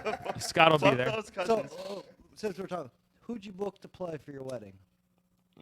Got to spread the dub. Spread the dub. Absolutely. Palm Beach County's premier act. Probably Yep. the most accomplished band from our neck of the woods over the last 10 or 15 years. Now I'm a little drunk, so if I fuck it up, but I believe one of the members is Mikey Rude.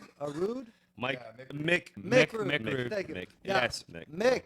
We were talking. Get the boys on the show. We were talking about Yeah, it. man. Those just didn't- guys, man, those- spread the dub. It is, You can't get any more professional. you cannot can't. get any more I don't want professional. professional. I want to get y'all drunk and fucking tell stories. Well, Oh, they probably got. Some they're good also stories. professional Jameson inhalers as well. But I mean, those guys not only live in the community and give back to they're Lake Worth locals.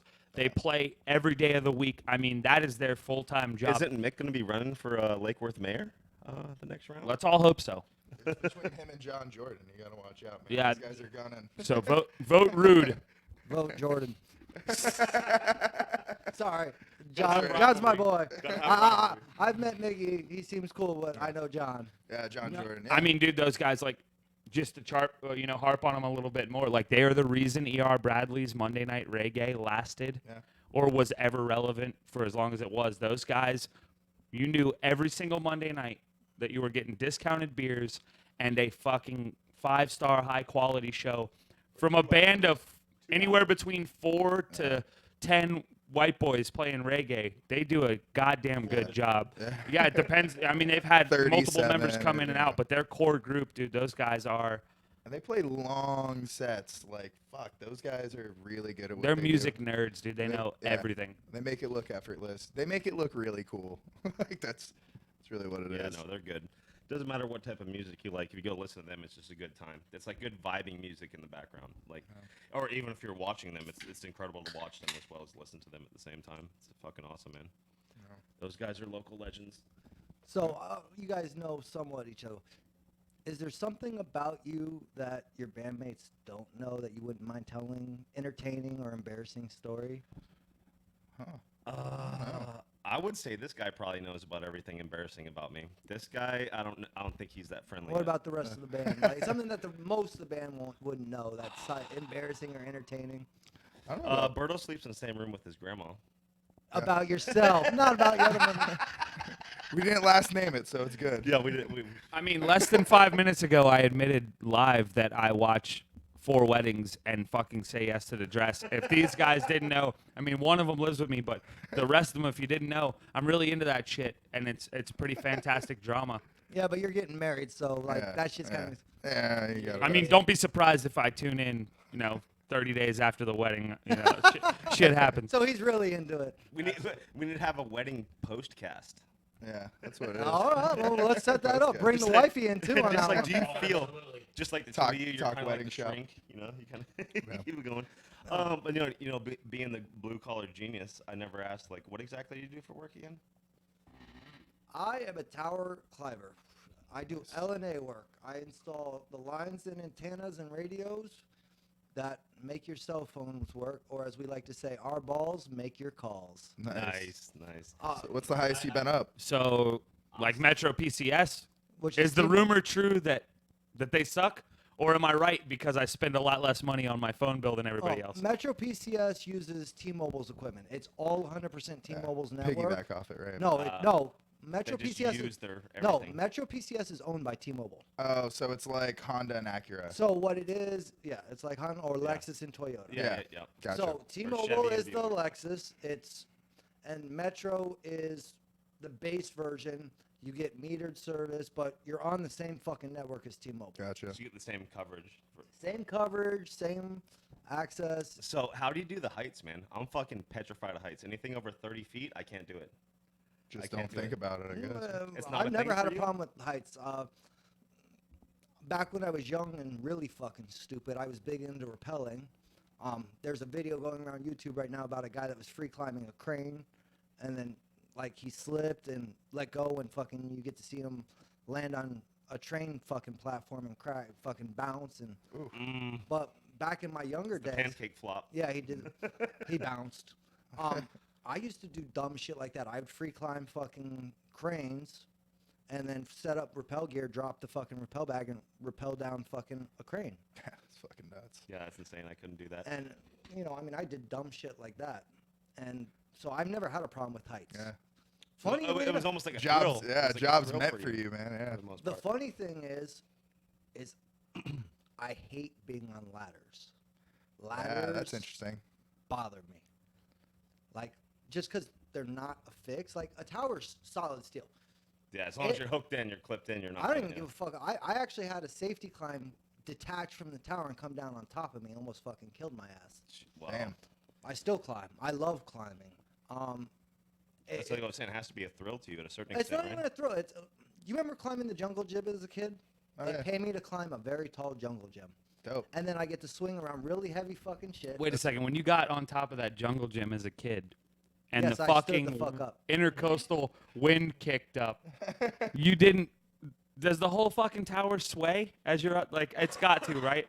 Oh, They absolutely. compensate for movement. That's my fucking fear. Like if I just woke up there, dude, I can't fucking move. I'm petrified. Yeah. Like that's one being in Oh, yeah. either in a coffin where I can't roll over or at the top of something that tall is the terrifying. The to me. first tower I climbed all the way to the top. It was a monopole, so it's one hollow fucking steel pole that goes up. They top out around 180, 200 feet. Very first time climbing. I climb up. I get all the way to top. My brother Justin, who's a big guy, about your size, All right. comes climbing up the tower. And as he's climbing, as he's grabbing the pegs and stepping up, after he hits about the halfway point, every time he fucking takes a step up, I feel the tower move a little bit. He gets all the way up top. We're on the top of the tower. So it's a giant cylinder, and then on certain ones, there's a platform on the crown, the very top of it, that's attached. He gets up, and it looks like a triangle up top. and they're called, each part of the triangle is called a kite. It's steel. That's where the tie downs come from. That. No, it's attached directly to the tower. Oh, okay. But it comes out and it looks like a triangle. Like a little platform. And it's got platforms on each kite, each corner. He gets on one side. He's like, go look at that view. So I go out all the way to the corner. You're tied off the whole time. Yeah. And I go look out. He goes to one of the opposite corners and literally starts pushing against it. We're 160 feet in the air. That bitch starts teeter-tottering. You can literally, it's swaying fucking 5 feet plus back and forth. What's the tallest you ever been? The highest you The ever been? highest I've ever climbed was 450 feet. Fuck that Fuck noise. that. Fuck that. I went to 45 stories. I went to Denver one No. time a couple years back, and they got That's a story's typically 11 and a half to 12 feet. So it's like 37, 38-ish. Now you're gonna make me want to do math, and I'm too drunk. So I went to this hotel in Denver one time. There's a restaurant on the roof of the hotel. So Denver is already a mile high. Oh yeah. call From it the roof- 37. So sorry. From the Mile roof of the hotel, you can see down into Broncos Stadium, so you know you're. But the elevator, when you get in it, my uncle goes, "Hold on," like grab my arm, and he hit the button, and it went 30 stories in like a second and a half. Which, me being a Florida boy out there for one time only shit. appearance, I just like my ears popped. I was Oh, yeah. drooling and shit. We get to the top of that in 2 seconds, man. Yeah. And looking out of that, that was by far the highest I've been. Just going to Colorado, you don't realize how much that altitude fucks with you, like till you get there, and like how thirsty you are. I didn't know that was a thing. Like you got to stay hydrated when you're oh, gonna yeah. come out. Do you take liquid up there with you at the top? Oh yeah, we drink water like there's no fucking tomorrow. Watch out for yellow rain. Oof. Always be the top guy. Always be, Go viral. always be the top guy. You go viral with that YouTube video, man. Yellow rain. You know, Oh, that's what the fuck? that's Yellow that's the Acid rap. funkiest thing. Like, look, the reality is you're working all day. You're gonna have to piss at some time.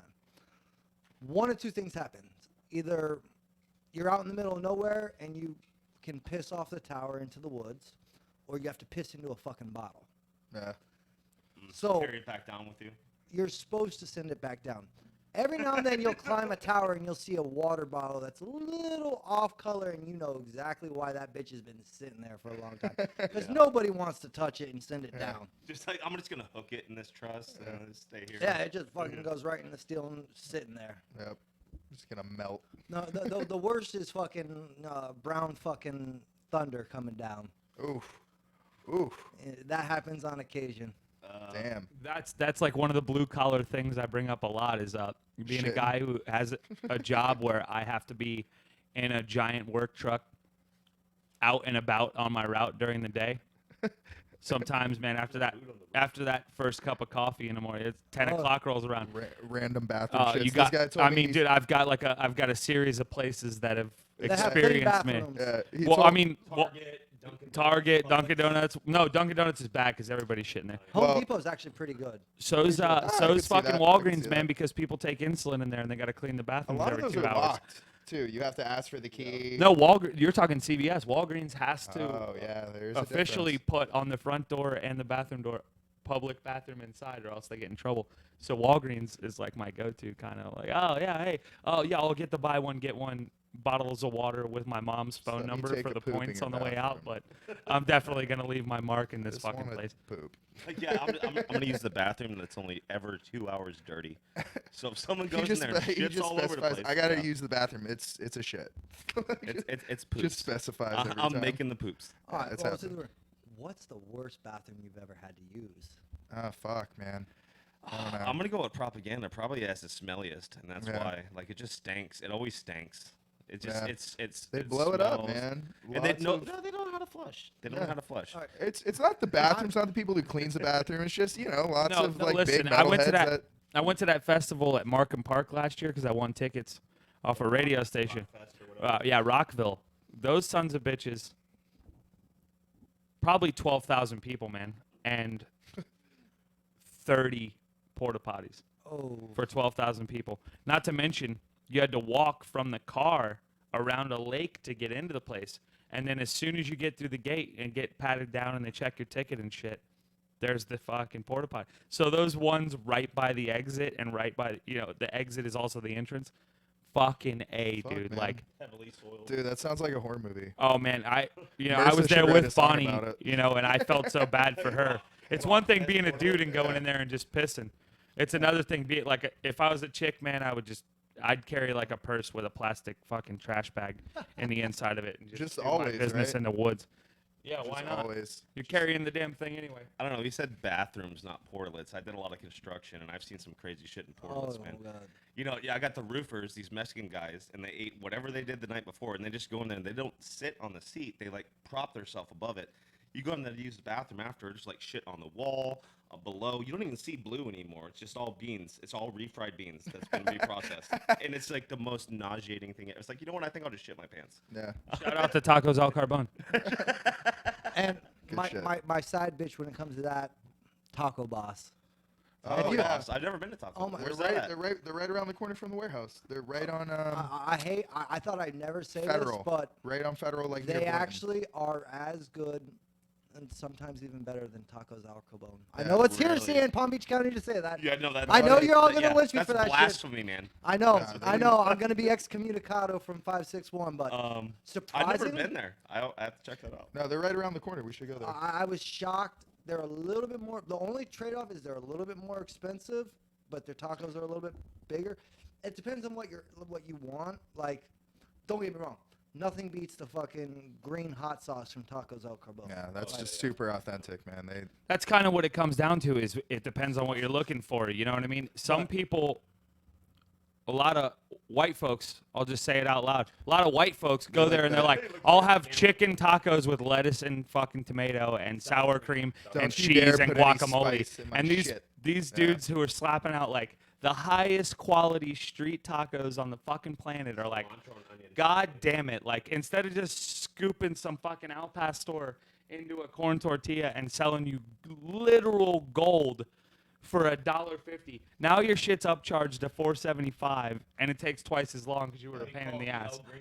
You know, like you just, you just, Fucking El Gringo, dude. that's a Excuse good me. habit to have is go there and ask somebody like, what's fucking I good, never- dude? All I do is go una carne asada taco, Steak tacos all day, man. yeah, fucking give me una, un pollo, whatever. Like, just give me.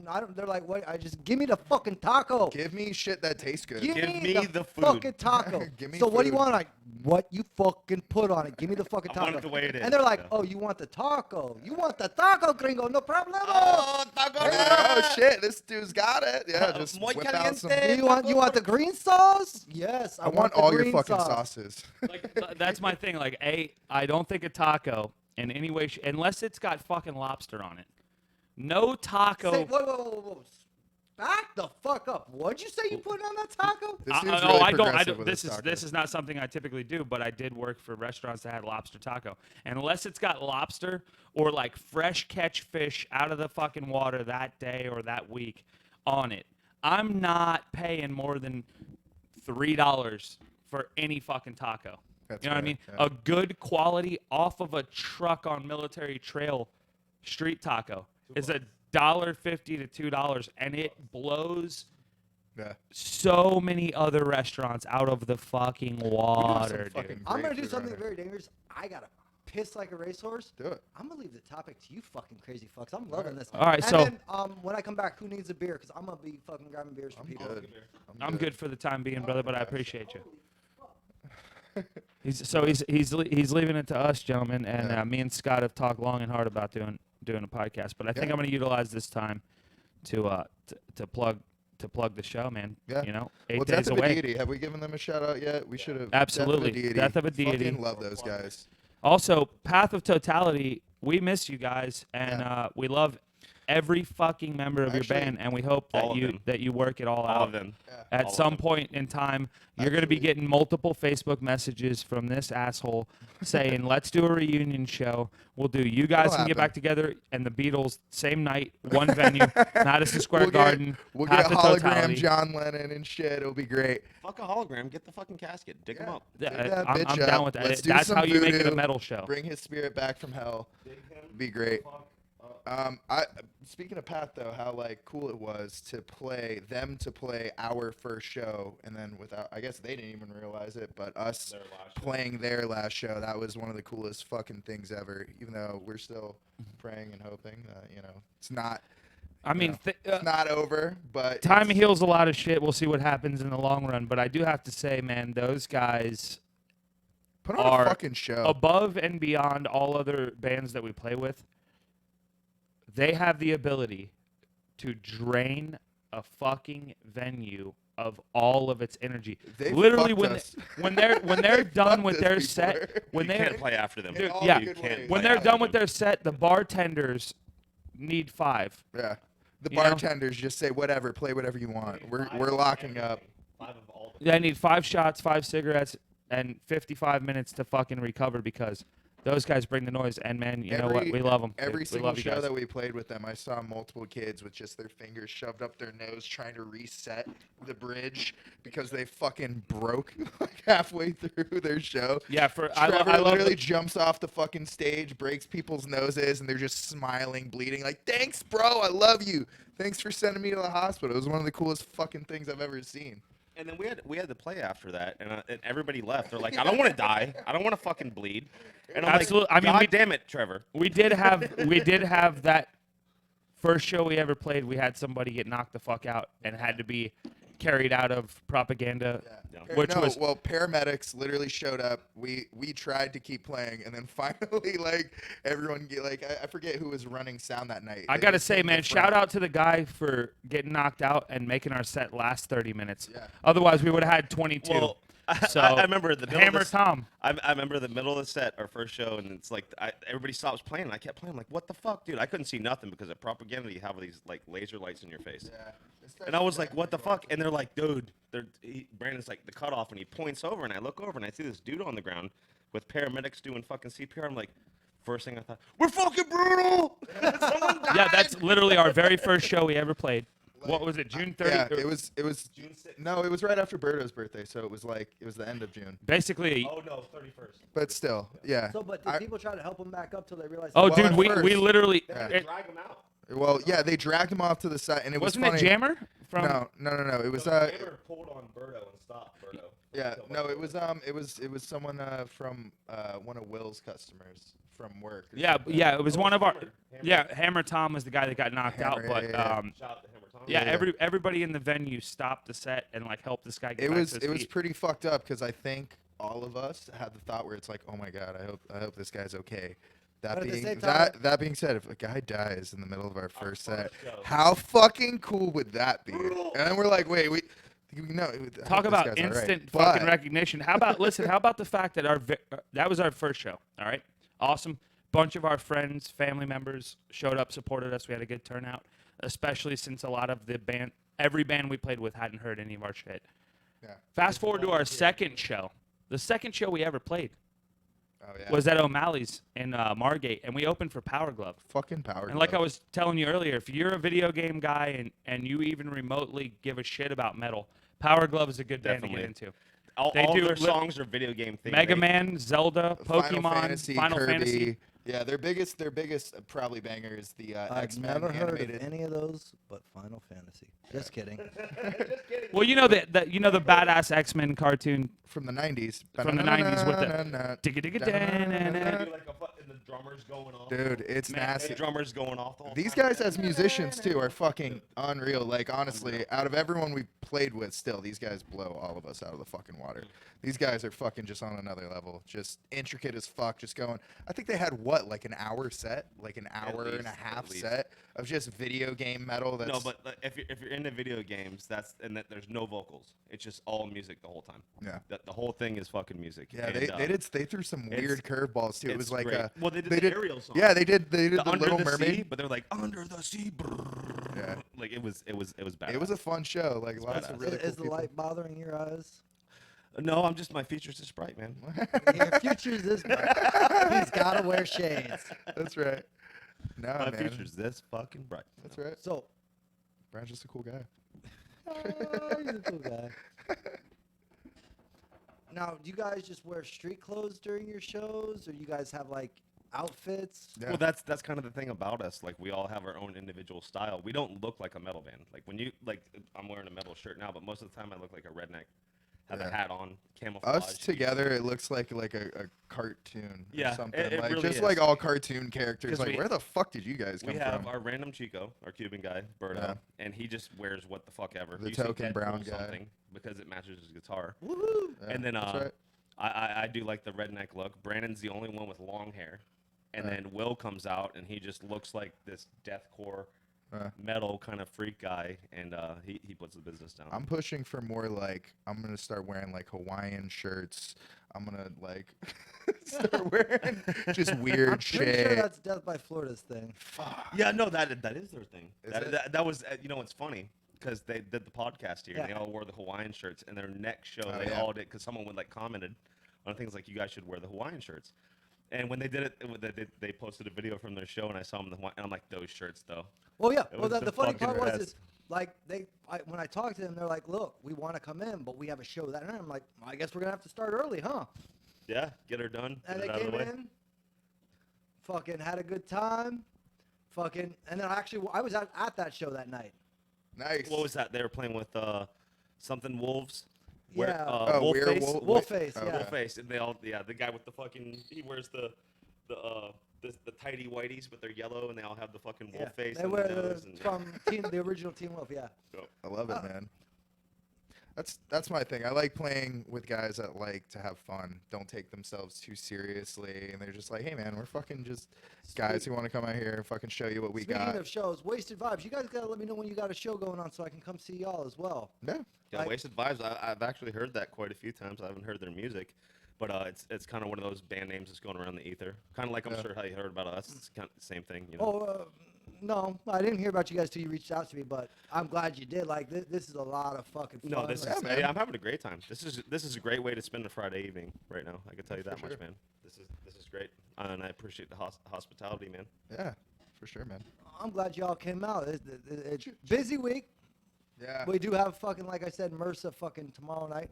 That's gonna be a long morning. If you're Yeah, sitting at it's a home good partying weekend. with your friends, tune that shit in. Hit that fucking subscribe button. Hit that bell so you get the alarm when Those the guys show are goes fun. live. Those guys are gonna make this Yeah, they're fun. a really good atmosphere. Yeah, Oh. good No, guys, the- smart guys. Yeah. they all have their own little quirks, but like together, you could have conversations for 6 hours with those guys. You know what I mean? That's how they are. Those guys are awesome. You know, their drummer Brett. You got Mike on the guitar, Ken on the vocals, and I think they just got a new bass player, and I think Joe Dwyer is their other guitarist. Yeah, man, those guys are awesome. Like the played- first time I saw them, or I didn't even see them actually. He saw them. I missed a show. I had to work. You know, fucking work. Yeah. And I had to work. And he's like, dude, these guys came out on stage and were like, we're the heaviest band in Palm Beach County, weight-wise. Because they're because like we're the heaviest We're the heaviest motherfucking Yeah, hey. band in Palm Beach County. Weight-wise. weight-wise. We're gonna crack this LBs, fucking yeah. stage, and that's kind of was their debut. And you know, everybody loves them. They're fucking awesome, dude. Yeah. They're awesome guys. They really are. Make good music too. If you like metal, So let me ask you a silly question. How long did you want to be a musician? Like, is it something since you were a teenager you wanted to be, or? for me, it was since a little kid. I used to get Yeah. written up all the time at school for just beating on the desk. I have I'm doing a test. I had a little ADHD click, and I would just always beat on something. My teacher's like, "Stop that!" And I'm like, "Okay." And just not even trying to, I would do it again, and I get sent to the principal's office, get referrals all the time for it. And I always wanted to play drums, but I grew up in poverty. Nobody had money for drums. Plus, nobody wanted to fucking hear it anyways. And then my brother bought me my first drum set at 16. And by this time, I knew I wanted to play drums since I was 5. You know, it was something that went along the whole time. And then I got the first drum set, and it took off from there. That's actually really funny. That's why I actually am not a drummer. Is because my mom. It came down to it was like 7th grade. I started playing sax in 6th. So like alto sax. Shout out to all those alto saxophone players out there. But 7th grade, I wanted to get into something heavier. Got into jazz band, and then there was like a bass player and like a full drum set, and like it's closer to like a real band. I was like, this is what I want to fucking do. So it was like pushing my mom to get me a drum set, and it came down to money, space, and sound. Like it's just too So- fucking loud. There's too many parts. It's fucking. It's So too much You money. started on a saxophone? I started on the sax, 6th grade. Yeah, I played sax for 3 years through middle school, and then 7th Did you ever grade. get into ska because of that? No, I actually never did. Like, I have appreciation for ska for sure, man. Like, I mean, you fucking bring rock and fucking like wind, like actual brass, woodwind instrument, like bringing all that shit together. That's fucking badass, man. You know, Like, it's funny cool. you say that because the first instrument I played was actually a trombone. I went into a middle school and I got into band. I'm like, I want to play drums. They're like, we don't need a drummer. How about you play trombone? I did that for 3 years. I'm like, yeah, fuck this. I don't want to do this no more. And you know, it's funny being, you asked about ska influence. Like, if I ever was in a ska band, I'd probably play trombone over drums. You got something to say. Oh no, I mean just my parents kind of on again, off again band members, and jammed with like my dad's mentor, the guy that taught him how to hang drywall, rented us the apartment my parents lived in when I was a kid. Wayne Locklear, dude, shout out, my second father. You know, took care of my family and helped out a lot, and he was North Carolina Indian drummer, badass son of a bitch, dude. Hung out, jammed all the time. My mom started picking up bass. They do like Eric Clapton cocaine, shit like that. My dad kind of dabbled in a little bit of everything, jammed here and there. So you grew up in a musical family then? Yes and no, because when it was end of the month, kids are hungry, bass guitar Yeah, hit the pawn there's no shop, instrument. and we got fucking mac and cheese and kielbasa. So I always wanted to be a rock star, dude. Like, my dad's a huge rock and roll guy. We always, him being a drywall hanger and me being his kid and going to the job site with him, we had the Gator cranked up, 98.7 FM. And I remember Styx came on the Gator. That was my dad's favorite band. That's what I grew up to. Yeah, so a don't, little don't. kid. Okay, so since we're talking about Styx, what's your favorite Styx song? Mine would be Renegade. Listen, that's the song that comes on the Gator, and I said to my dad, I go, Dad, I love this song. Like, I knew the lyrics and shit, hearing it growing up, and I was like, Dad, I love this song. Who is this? Remind me what band this is. My dad's like, Brandon, no, dude. In high school, I used to fuck dudes up for listening to Styx. What do you mean fuck them up? You stick your dick in their My dad was butthole, like the or cool, you my push them dad with was your like the fist, cool or- jock guy in high school. So into the workday, we'd drive back to the house in the work truck, and he gives me Black Sabbath Paranoid, the CD, which he had at that point in time only had in his possession on compact disc for probably like 2 months. And it was just in the work truck. He goes, here, man, you're grounded till you remember this shit. So he was Styx shaming you. He stick shamed me, and I was like, all right. And then I listened to Black Sabbath Paranoid, that first album, dude, and I like, right around that time, Korn, Limp Bizkit, popular alternative rock radio bands. Slipknot, your favorite band? I hate that band. Listen, Korn, Limp Bizkit, those bands were starting to take off, and mainstream, like, heavier influence music was going off, and my friends were into that. And I was like, whoa, wait a second. My dad's like, Brandon, Bill Ward, Black Sabbath's drummer, is playing a 3-piece drum kit, dude. And those fills on that album, and like, it's like instead of So Simpsons the did it. influence your parents pushed up was Black Sabbath? well, that's the- yeah. I mean, that's Any what other They did real. everything. If you go to take every metal down to its roots, Black Sabbath did it first. They're It's the- almost like yeah. instead of, Simpsons did it, well, Black Sabbath did it. They're the most ripped off band of all time. And then I got really into like Rush, and There you go. Fucking them boys musicians. So, because we're talking, so like the bands my dad was big in it, so my dad had a weird taste in music. He pushed me, he was a fan of Rush, Cinderella, AC/DC, Black Sabbath. But the weirdest band my dad tried to push me to get interested in was New Kids on the Block. Oh my God. right place at the right time, man. Oh my dad God. has Was this. 91. Yeah, about then, yeah. Listen, my dad has this catchphrase he likes to use. He says, "Brandon, I'm so old school. I listened to Rat when they spelled their name with one T." Like he was selective, and there was shit he wasn't into. And I mean, hair metal, kind of hit or miss for me. But yeah, my dad had a very eclectic taste. Like I remember, like my dad was a very big Cinderella fan. He was a Styx fan. My dad, like myself, very eclectic taste. The other band that my dad got me into, which was a little like off, was Supertramp. Yeah, that was actually my mom's favorite band. in Like high it school, was weird because Supertramp. like my dad had the classics, the Beatles and shit like that. But like the big ones were Cinderella, Little Feet, The Who, Guess Who. So, like, you said your parents were divorced, right? Yeah. How old were you when that happened? 11, 9, 10, 11, somewhere in that area. So did your mom have like a completely different music style that she was into, or? No, for the most part, until I would say I was about 14, my mom listened to mostly the same. I mean, my mom was very big into Motown, was her big thing. Yeah. So that's why, I also have a thing for, Motown. Oh yeah. What was your wedding song? My wedding song? Shit, I don't fucking remember. But at that point in my life, it was a country song. Yeah. Yeah. My parents' wedding Weddings song and is country music, man. They go hand in hand. my parents' wedding song is Fleetwood Mac, "The Chain," which is one of the baddest songs ever written. Listen to the wind blow. Oh my! Listen to the wind When I hear that song, dude, I lose my fucking mind. Funny thing, so because we're talking about, like, my grandfather OW was a country music fan, always was, as long as. And there's two songs that forever stick in my mind. "Baby's Got Her Blue Jeans On" because of him. That was a song that he always would sing if it came on, and it always reminded him of his first wife who passed away, my mother's mother. And then the other song that always will stick in my fucking head is "Achy Breaky Heart." Oh yeah, now we're talking. Billy Ray. dude. Billy Ray Cyrus. Billy And Ray. here's the reason why. My cousin who lived with my grandfather Full mullet. loved that song when it would play. And my grandfather listened to country music. That's the But- no hand line dancing. But- but Achy breaky. when it came on, and this is the closest I ever heard my grandfather OW curse or say anything bad, is when he would start singing, "My achy breaky farts, they keep tearing up my heart. I don't think people understand." And he would sing it that way. It was hysterical. Now tell me your "Don't Take the Girl." You know that you got to I know that Don't song. Take the Girl, yes.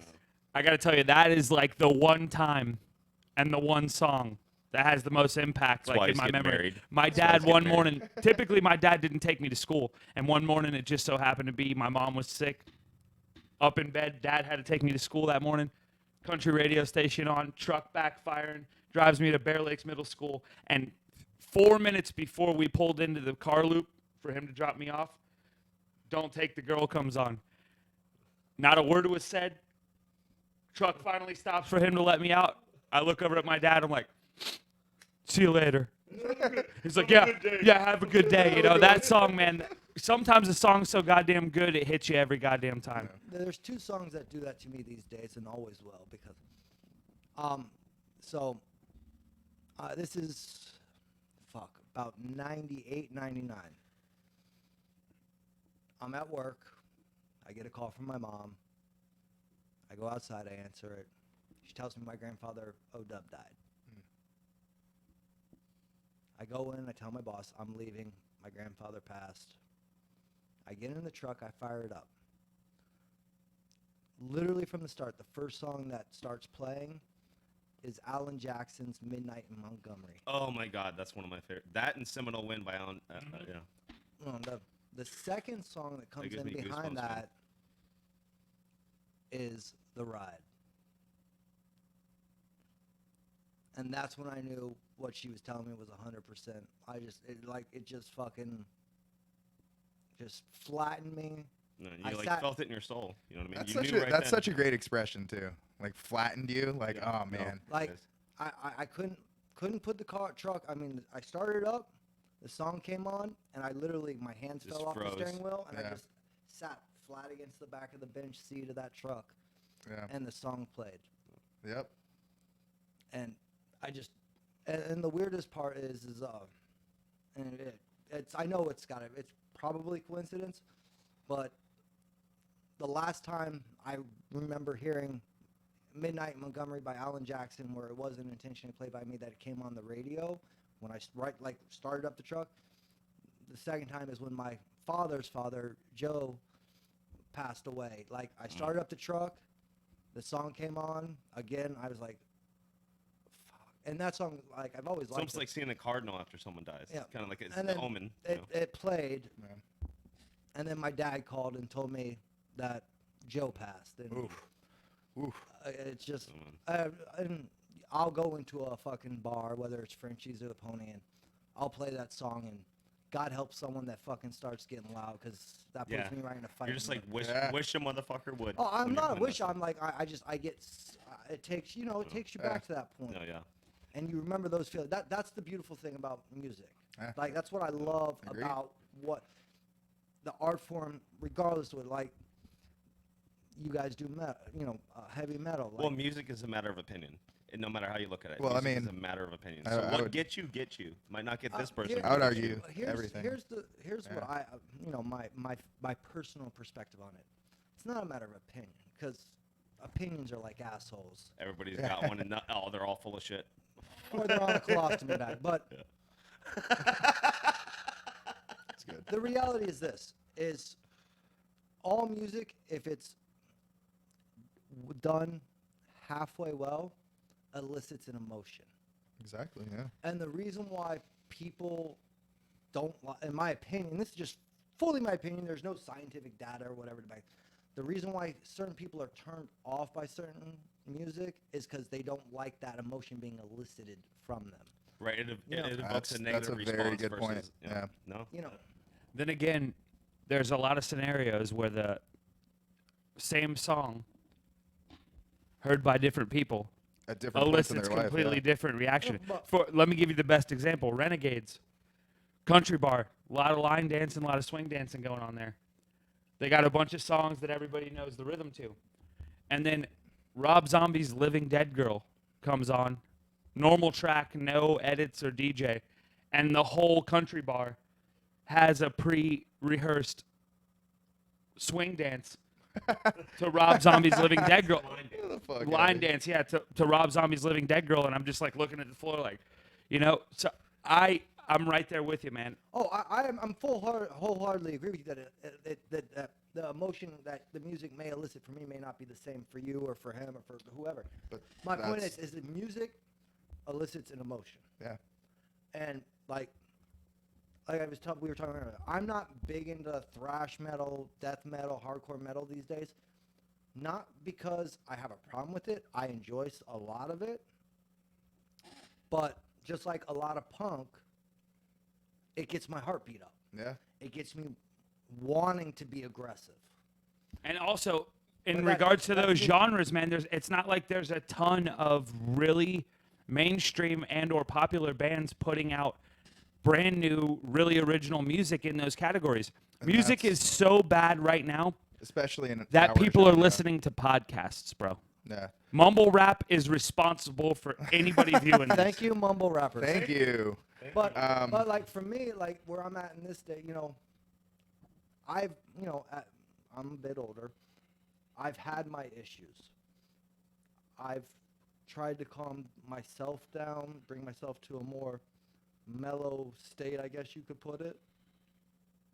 I don't want to get my heart going like that. I don't want to. So who's your go-to? Let's say you had a rough day, somebody cuts you off, you had a shitty day at work, you argued with your boss, you're driving home, You got the log jam came down the tower. you're driving home, you finally get on that road that's 35 miles an hour and nobody's in front of you or behind you, and you can finally take a deep breath, and you're going to hear one song that calms your mood and sets you in the fucking zone. What's that song? Little Or even Simon- the artist. Little Simon and Garfunkel. Just throw it right Honestly, if it's like I'm trying to calm down, like I don't want to be any kind of aggravate. I don't. Anxious, rambunctious. Not anxious. Like it depends on how I'm trying to get it out. It's either Billy Joel. Yeah. Good choice. Guy was a hit machine, by the way. Like, Oh, holy yeah, fuck. yeah. That dude You know. knew how to make some fucking hits. Yeah.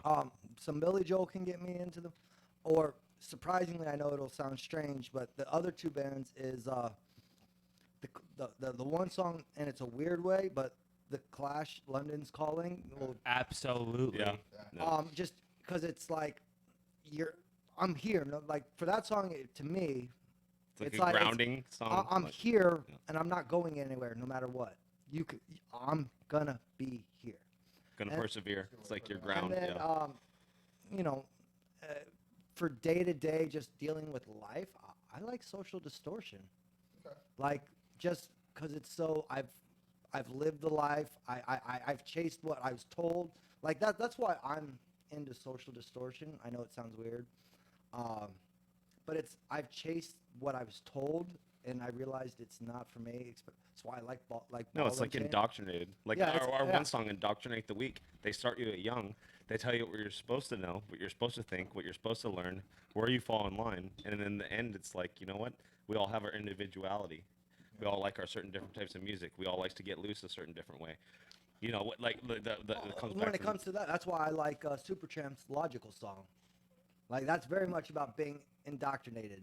I mean, like as far as my variety goes, believe it or not, I'm a huge fan of this band Bright Eyes out of Nebraska. Their lead singer is Connor Oberst, Really experimental. who really is deep. one of the, progressive. like as far as our generation goes, dude, he's going to go down as one of the greatest singer, songwriter, poets of all time.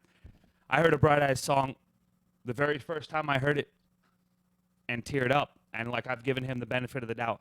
His lyrics, man, just hit me. Incubus, I'm a huge, huge Incubus fan. When they play, man, they sound like their album live, which is also very fucking important to me. We did initially one track of ours in a recording studio. And as far as instruments went, pretty straightforward. We wrote this song when I was 17. We've had it forever. We know it like the back of our hand. Yep. Then it came to our All the point. vocalist, and engineers just adding layers and layers and layers, and by the Made time it about was the done, vocals, and Melo's not about the vocals. Like I was saying before, It's about brings the and when us- the yeah, final brings- product came out, it didn't sound Yeah. like us. we I would sounded like a fucking what's the Twilight metal. And unfortunately, recording metal is a pretty, like, a lot of producers don't like. They metal. overproduce it. And well, yeah, they don't listen to metal, so it's hard to go in there and be like, this is what we want, and they're like, yeah, this is what I normally do. It's like, right. Well, they That's try to bring not- the vocals to the front stage, and that's like I was saying before. That doesn't happen in metal. Like Yeah.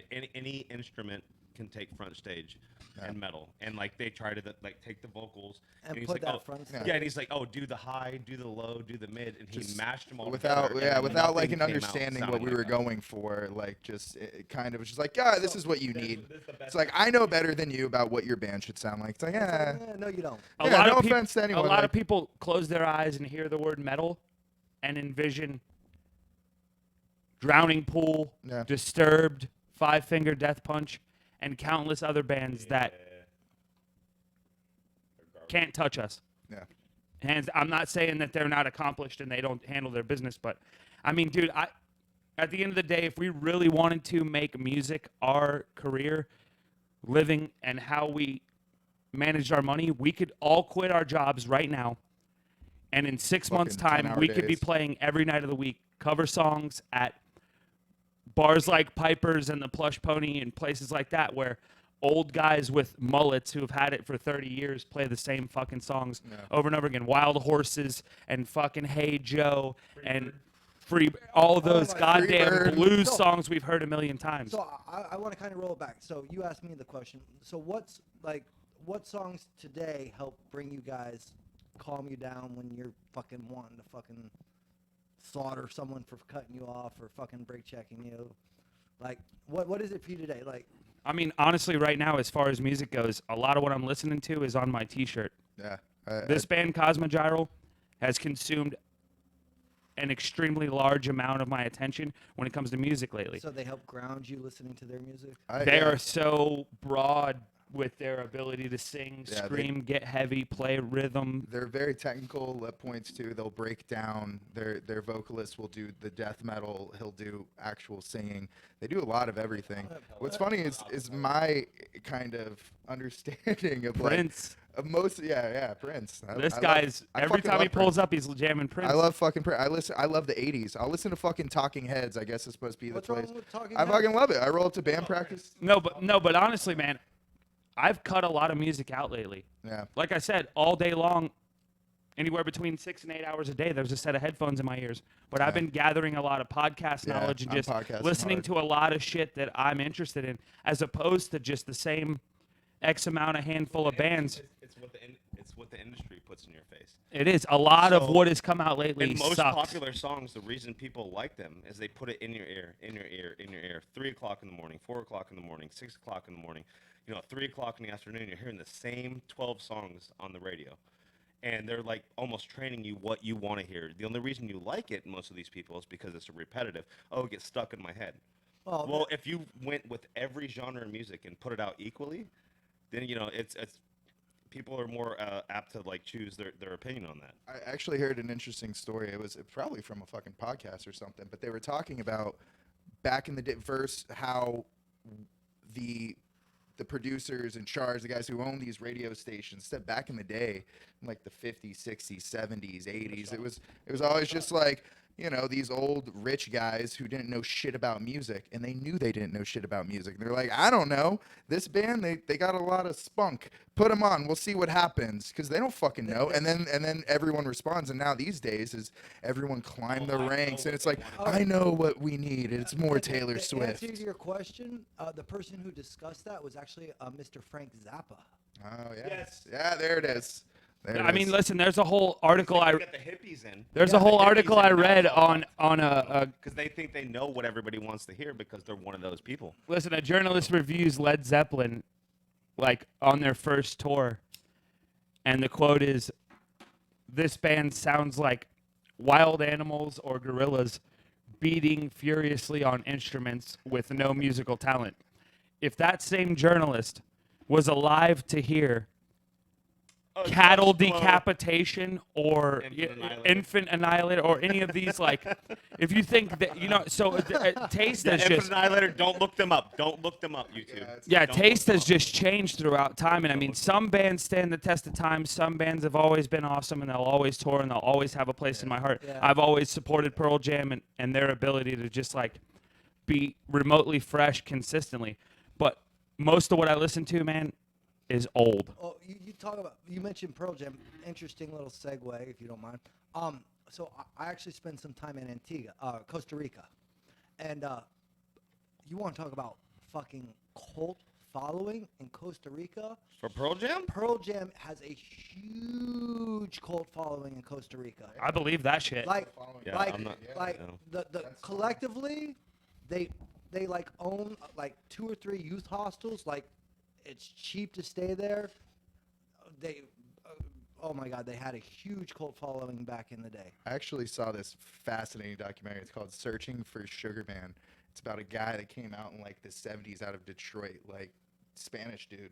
And he put out this record with some tiny little fucking, you know, no name nothing. And he played a couple shows, but he was really weird. Like the labels didn't want to pick him up. He had like a Bob Dylan vibe, but like made sense and like could actually sing really well. But it was very Bob Dylan-esque, just more cohesive.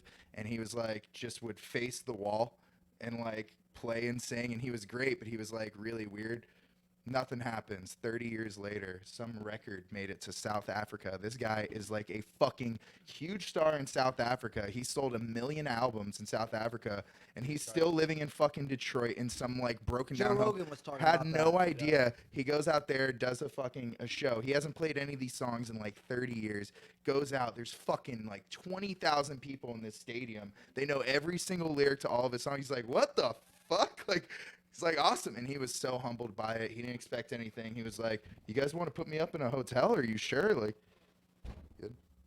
It was yeah, it was pretty cool how that like randomly 30 years I later. love that Yeah. when it comes all the way back around. I appreciate any artist who writes their own shit. Yeah. Yeah, absolutely. Let me ask you this. So, going back to your youth, though, like, music, like, for me, when I was 18, 19, 20, in my, early 20s, the music I listened to calm me down was bands like Rape Date, Pantera, Korn, Tool. You know. Transcends with time. Tool.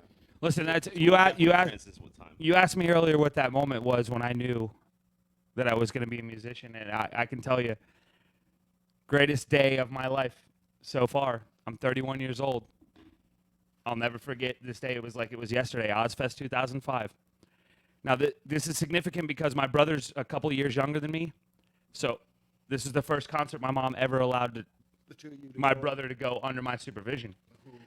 And That's Like where no it all parents. started. like no That's parents. why Terry is Pericles. And at the end of that day, my brother was at Wellington Regional getting his face fucking sewed shut. No bullshit. But From the pit? from the pit, yeah. So Ozfest 2005, pouring rain. I've been destroyed in the pit all day. Shirts ripped off. I got one shoe on. Rob Zombie just played the second stage, which at the time was in the parking lot of Coral Sky for that year. Rob Zombie plays. The sun's going down. It's a thunderstorm. He's got girls on fire in cages and all this shit. He's supposed to flaming be bitches. He's supposed to be the headlining act for the second stage before all the next 4 bands are on the main stage. Rob Zombie wraps up their set, and this dude comes from behind the curtain and goes, "Special surprise guest tonight, ladies and gentlemen, playing their brand new album in its entirety and making a one appearance only stop from Sweden. This is Arch Enemy." And now the entire I shit you not when I tell you this, man. Like this, Do it. Hold up. I can't make this shit up. There is 5,000 people around me. Lightning, thunder, hurricane fucking conditions. I'm beat to shit, bleeding, leaking, standing in the middle of a parking lot. And this fucking album starts and these strobe lights start kicking. Dun, dun, dun, dun, dun, dun. Stage fogs out, fog machine. I have no idea what's about to happen. The curtains slide open. Angela Gossow, female lead singer of Arch Enemy at the time, smoking hot, blonde, jumps through the curtain with a microphone. And this band It cranks just goes up. right into it. I shit you not when I tell you, I floated 4.5 feet off the ground above the entire crowd for their entire set. I'm in the middle of 5,000 people and nobody touched me for their entire set. I was the only person they were playing to, and I have never in my life, no matter what drug I put into my body, no matter how drunk I was or where I was at or what I was experiencing, have ever been that high and will never even try to be that high again. They shut that fucking venue down. And in honor of that, 18th birthday, my first tattoo, listening to that album in its entirety was the Doomsday Machine logo from Arch Enemy. I got on my arm because of how impactful that show was. Same day, my brother gets his fucking face split. My best friend loses 5 teeth and gets jumped by skinheads. I get kicked out and sneak back into the venue. Had a nightmare of a time, but dude, that day changed my life. And until I get married later this year, that's the greatest day I've ever lived. And I fucking Yeah, will good never save. forget. Good No, save. no, she knows, dude. She knows how important that experience was for me. Changed the rest of my life. Like, I knew at that moment in time, that's what I want to do. No. And nothing else. Nothing else, man. Damn, that's a heavy moment. I'm telling you, I was the only person in the crowd. Like, I fell in love with her at that moment in time. And then the fact that Michael Amott from Carcass, original founding guitar member for Carcass, one of the greatest death metal bands ever, was playing with his little brother on rhythm guitar, and the band he moved out of country to form so that he could get the right members and the right feel and the right tracks at the right time, and then to play that album in its entirety. So what? The siblings were what? The drummer and guitarist? No, or no, the two guitarists? guitar Oh, the players two were guitarists, Michael okay. and Chris Amott, and dude, that was my moment in time where I fucking knew before I'm not breathing anymore, I'm going to be in front of people on a stage, and I'm going to have that feeling. I'm going to have that. I've tried to be a bass player, a lead singer, I can still get busy on some drums from time to time. I've tried to do a little bit of everything, but I mean, I found the right pieces, man. Did you have No. a concert like that affected you that way? Actually, I didn't. I didn't really go to too many concerts and whatnot. But Oh, say goodbye to everybody. Scotty Geller, check him out. Johnny Subs, Forest you, guys. Hill, and Military, the best subs in town. For a white guy, nobody knows how to do a Cuban better. You heard it here first. Anytime, man. Can't wait to be back. I'll come back. We'll talk about some other shit. But yeah, like for me, Hey, it tell was- the lady we said it, was, hi, it man. wasn't so much a certain show. I grew up in the hood, and when I was like in 5th grade, my neighbor had this huge stereo system, and he would play "For Whom the Bell Tolls" from Metallica. Every time he'd play it, I'd go out front and he'd have all his buddies in his window, like, look at this guy, open his drapes, and I'm just out there just headbanging, and that's what turned me over from, you know, like I grew up around a bunch of rednecks, so it was like country, and then I grew up in the hood, so it was like the rap. I never heard rock until then, and then I was introduced, you know, Megadeth. So what was your first rap band? Sorry. Oh, Metallica. No, for sure. rap. You said you. Grew Oh, up with country rap? Oh, dude, I go. That was back, like that was when like Bone Thugs was big. Um, that was Bone like the Thugs, end of man. the. I that, love that Bone was that Thugs. was the end of the Tupac and Biggie phase. They got killed around then, so that was like they weren't really blowing up. They didn't really. Those two guys didn't really blow up until after they died, for the most part. You know what I mean? Well, I asked because the interesting thing for me is like the first rap groups I remember listening to. There's 3 of them. Tell me Cypress Hill's one of them. Yes. Cypress Yeah. Oh, Hill? yes. Absolutely, yeah. baby For me, it boy. would have been Cypress Hill, Bone Thugs, and then I guess. No, it's funny, but it's Cypress Hill, Everlast, and House of Pain.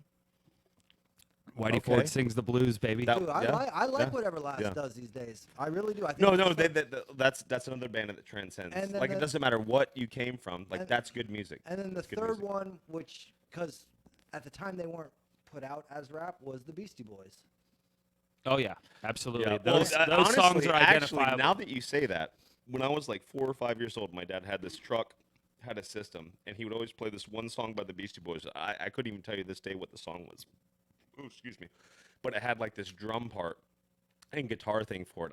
Like I said, I don't even know what song it is, but that's where like I was like, oh, this is, and like I started moving, and I'm like, this is what I want to do. This is, and like I said, soon after that, I was playing, you know, beating on the desk at school. And it went from that. But yeah, it was Beastie Boys was really the first one. And then, like I said, when I was like 8, 9, my neighbor played Metallica, and from then it was just that's all she wrote. I didn't listen to rap anymore. I mean, I do like there's good rap. You know, there's good rappers out there like Lil Wayne. He's got like 2 or 3 songs that are actually good. You have Tech Nine. I like Tech Nine quite a bit, extensively. I like Ritz, and I actually saw him. He played at Propaganda one time. You know, I like all walks of music. If the music is good, if you're a real music lover, you can feel it, and you can feel it in your soul, and you can feel the rhythm. Like the good music's fucking good. It doesn't matter what genre it is. You know. This is how I discovered rap. So, my dad's on his second marriage, and his wife's brother, so his brother-in-law, moves down to live with him. And you know, being a child of divorced parents, you bounce back and forth. Shout out to Danny. Thank you. Danny. Danny? He I has heard that. the- My parents divorced when I was 5, so I hear you, man. You remember cassette tapes before CDs. Fuck yeah. So Absolutely. it's in And that. that was after the 8-track, before Yes. CDs. Yeah. It's the transition phase where everyone's going to CDs, and Danny has like these cases of cassettes, but he's done the transition like most people to CD. And he's about to throw them out. I'm like, well, why are you gonna throw them out? He's like, well, because I got it on CD. I'm like, well, can I have them? He's like, sure. So he gives me all these cassette tapes, and in there, you know, yeah, there's like Metallica, but the big ones were Beastie Boys, Cypress Hill, and House of Pain. And that's how I was introduced into the genre of rap, and I was like, damn, this is fucking. Do you guys remember a band that was like early to mid 90s? It was called Stuck Mojo. And they were, yeah, it's kind of, you have to look them up. They haven't made music since like 96, but they were metal, but they had this black guy that sang for them, and he just rapped the whole time. It was like it was the first ones that like incorporated that, like before Linkin Park did. Before Aerosmith. And, Well, yeah, and Run DMC. Yeah, that's the first shit right I mean, there. it was with the guitar, but this was the first. Well, what about, one that was like the fully whole integrated? band, the whole No, band. no, every What about song, not every Public song, Enemy, but every song. Ice-T's band? What? Yeah, it was Public Oh Enemy. yeah, Public Enemy? Yeah, it was Cop Killer and shit, right? Yeah. Yeah. No. That was talking And about. what was the other one? With the fucking fuck the police? Yeah, What- that was NWA. Fuck the police. See, my rap influence is like, But but that was the thing. Sorry, didn't. no, go ahead. But like NWA, like I saw it on the news, but Ice-T's fucking "Kill the Police" was a lot more on the news. So. you Right, know, just I'm- the notoriety of but, it. Like, well, oh my God, somebody said this. But I grew you know, up, in a like I song, said, I grew yeah. up down, you know, like you guys. I grew up here down in South Florida. So once I heard rap, the big rap bands for me were, you know, Uncle Luke and fucking Trick Daddy. Like, Oh, Trick Daddy, definitely Trick Daddy. Yeah, that. You know. yeah, I got a lot of respect for Trick. Yeah, Even the one song, like I have friends who are black and they hate this song, but it's Africa.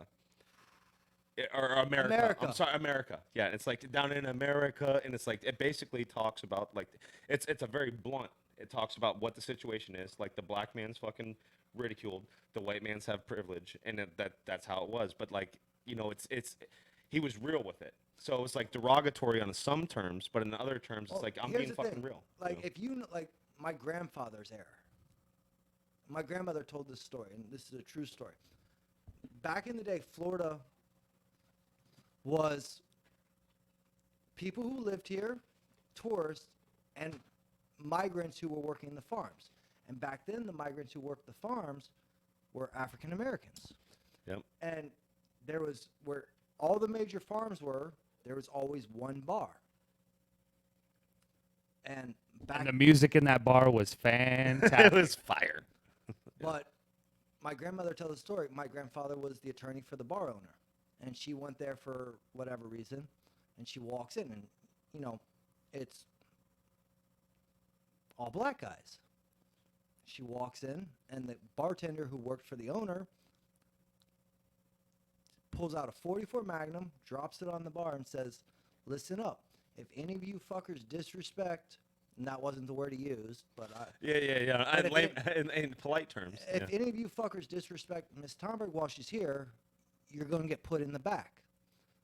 The reality is back then, black people were fucking killed for minor transgressions. It was under the rug. And the Under cops rug, yeah. didn't give a fuck. Yeah, Wait a 'cause second It was now. under the rug. It was under the fucking rug, dude. Back then might not be the appropriate terminology, man, because that shit's still happening all over Oh, the that fucking shit's on the place. news these But it's days. it's on a different level. Like today, No. if something like that happened, it would be put on frontline news. Like back then, it was No, like back No, not even worth- understandably so. I'm Yeah.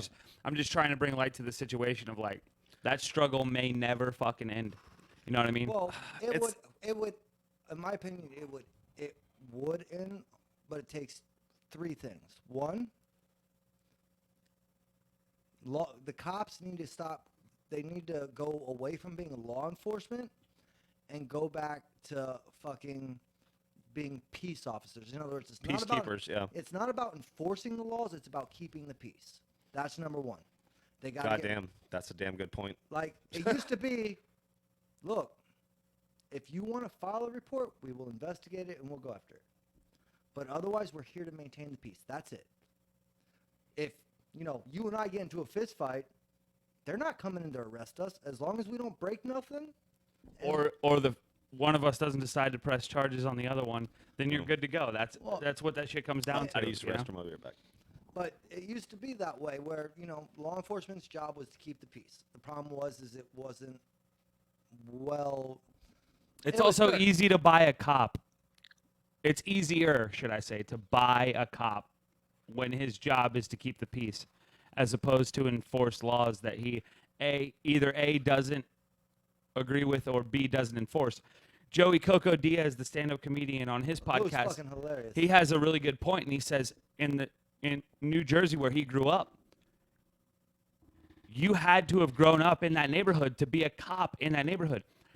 I know personally police officers right now in Palm Beach County that if they had ever in their process of being hired led on to the fact that they had as much knowledge of the streets and the drug market and the game and the way things work, would have never been hired as a police officer because their background or history is checkered. That's the worst way to hire somebody. You and me grew up down here. Let me ask you this. This thought runs through my mind all the time.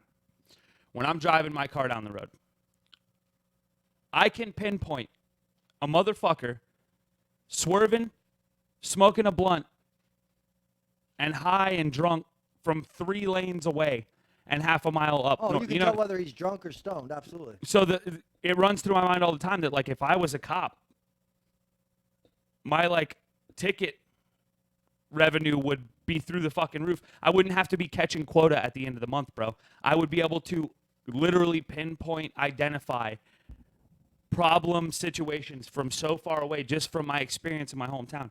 Nowadays, man, you take fucking 2 weeks of training after you pass your goddamn lie detector and then make you a cop. Well, Nothing. I'm all for police, well, and I have well, nothing against them. well, But there is a for- lot of police that are not. Well, first of all, the academy is a lot longer than 2 weeks. It's actually a lot longer because, and You and don't you then have to go through a you're- certain amount of law school before that? Like you have to no, go through. They no? all they have depend. You have to sit here and just go through the police academy. That it's a 6 or 9 month course. But here's the thing. Look, there's good cops out there and there's bad cops. Oh yeah, it's The, like the- any the walk problem of life. you know? is, fortunately, it's happening now with the prevalence of cameras because everyone's got a cell phone. The bad cops are slowly getting weeded out, but unfortunately, because our society is so ready to attack the cops after any kind of incident. Yeah, fucking. Yeah, exactly. they're like, oh, let's blame the cop Call before out we figure culture, out what yeah. happened. Yeah, What so- happens is now law enforcement has for the longest time. Dude, they have the hardest job on the planet. They've had a culture of protecting each other. You're ringing, by the way. Really. So with that, instead of going, if people want, all right, we'll give you the benefit of the doubt, but you need to fucking run this motherfucker over if he's doing wrong. Cops just blindly up front are on the side of cops. And that Almost means, like you're guilty until proven innocent instead of vice versa. You know? and the problem with that is instead of, collectively going, no, that was wrong and we're going to deal with it and it's going to be handled, law enforcement as a collective group and supporters of law enforcement, regardless of the situation, collectively close ranks and go, no, no, no, no, no. Look, I've seen a lot of shit. I owned a private security company. Being a cop is a hard job. And you have to make split-second decisions. That means your life or theirs Yeah. in most parts. You know? It's not. It's by no means an easy thing to do. But that's why it's so important that cops do collectively go, okay, this guy's a bad cop, and they do need to take it to fucking internal affairs. They need to have this officer investigated. They do need to testify. Yeah, there has to be accountability, or otherwise it goes unchecked. And yeah. Because what happens is, unfortunately, there are incidents where a mistake is made in a split second. And look, let's be honest.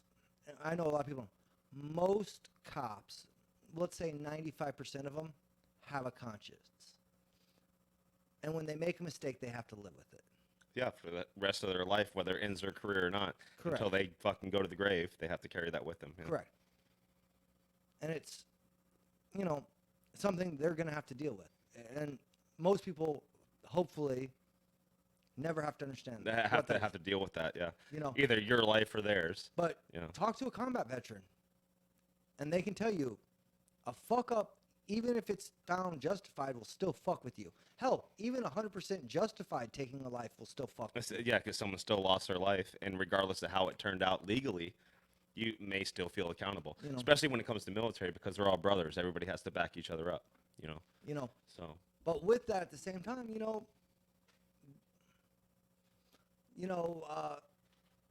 there is shit that's obviously fucked up where cops are crossing the line. And in those cases, absolutely, those motherfuckers should not have a job. no, like the Norman Raja, what just happened here, Raja, With You know, the drum. with Corey, the Corey, drummer. yeah. Yep, Corey Jones. Yeah, and that cop totally, look. he came up the wrong way Well, on an off ramp. That's not the problem. The problem is A, he failed to identify himself. Right. 2, he's plain clothed at the time.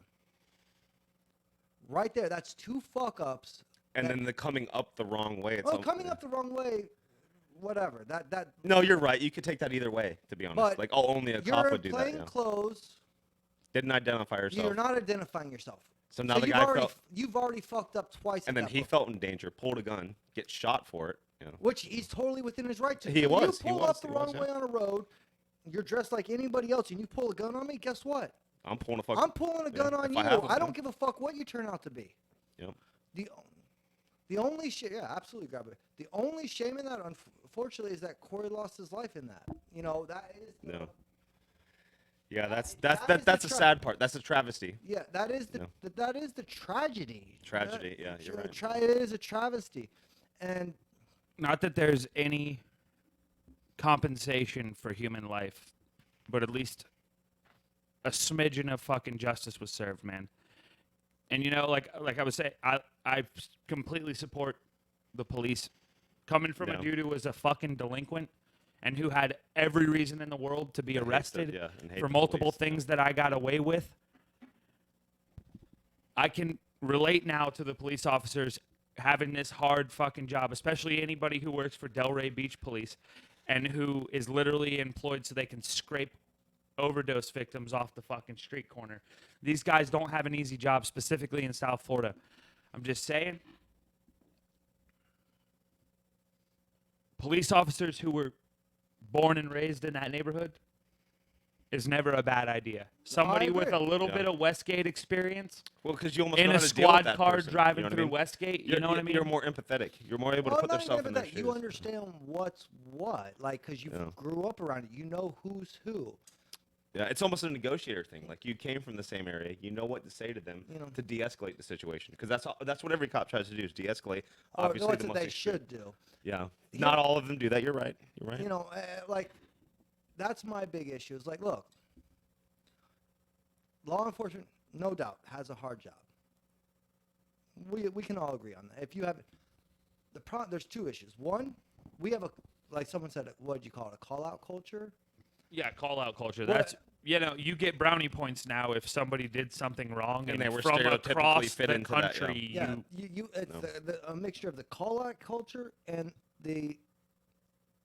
no one takes a mea culpa anymore. Like, look, no one goes, oh, he admitted he fucked up. No one goes, good for him. You know, I get not accepting a simple mea culpa. That's Latin for the blame is mine. For if it ends in a loss of life. But if a cop's overzealous and he comes back and goes, you know what? I fucked up. I was overzealous and I'm going to learn from this. We should go, okay, we're going to watch you more carefully, but good. Yeah, wear a body cam. You know. But things Yeah, no- where does the coming back from things apply now, you know? You've got politicians, people of influence all Yeah. over the world who when they That were don't in their rebound, yeah. when they were a teenager they did stupid shit and now it's coming back up and they're just fucking buried for it. You know, at some point in time you have to realize that the person you were when Is you were not the 20 person years you are old now, yeah. is not the person you are when you're 40. If you ran into 20-year-old you right now, he'd probably kick your fucking ass, wouldn't he? Oh, he wouldn't kick my ass, but he would definitely be a lot more violent than I am. If I Yeah. ran into 20-year-old me right now, he'd be like, yeah, you're a douchebag, bro. Whatever you're saying, I'm not going to listen to, and I'm going to do my own fucking thing because that's how ignorant I was at that moment in time. People should be able to come back from things. Dude, Louis C.K. should not be persecuted for admitting he was wrong and not be able to fucking play clubs anymore. You know what I mean? Like, Oh, it yeah, just, no, like, look, let's be honest. There's certain things where you should be allowed redemption. Absolutely. Yeah. But at the same time, like, I get, like, all right, you did something wrong? No, you shouldn't be in public office, per se. Agreed. Yeah, you should be representative of your. There's other yeah. ways you can still be a good person and help out. But, yeah, there are certain areas where, yeah.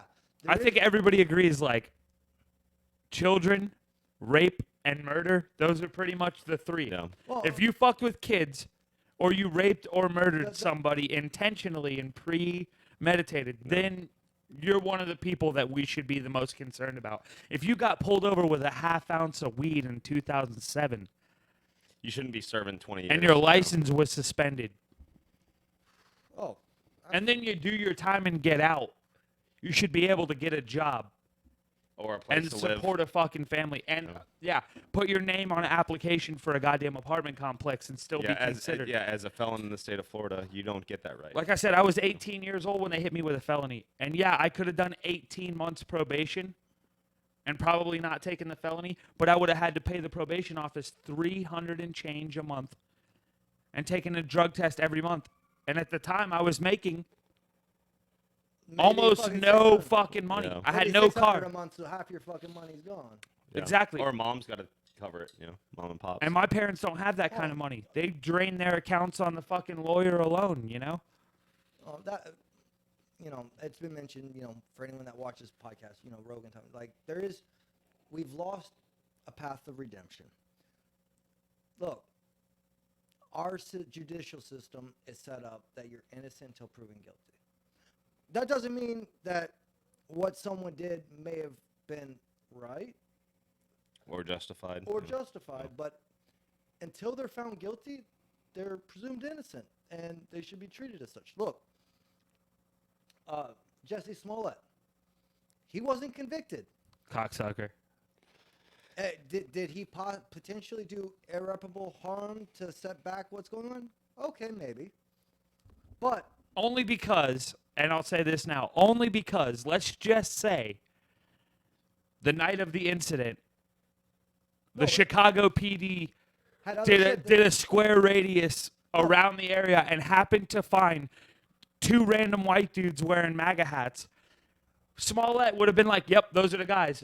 And he would have totally not ever admitted to it and allowed it to happen. Well, it didn't happen because it's Chicago. When I was up there, that's like the most accepting city in the country right now. More importantly, So, beside that, yeah. beside what could have potentially happened, how about the calls that the Chicago PD wasn't able to service in a timely manner because they were dealing with that?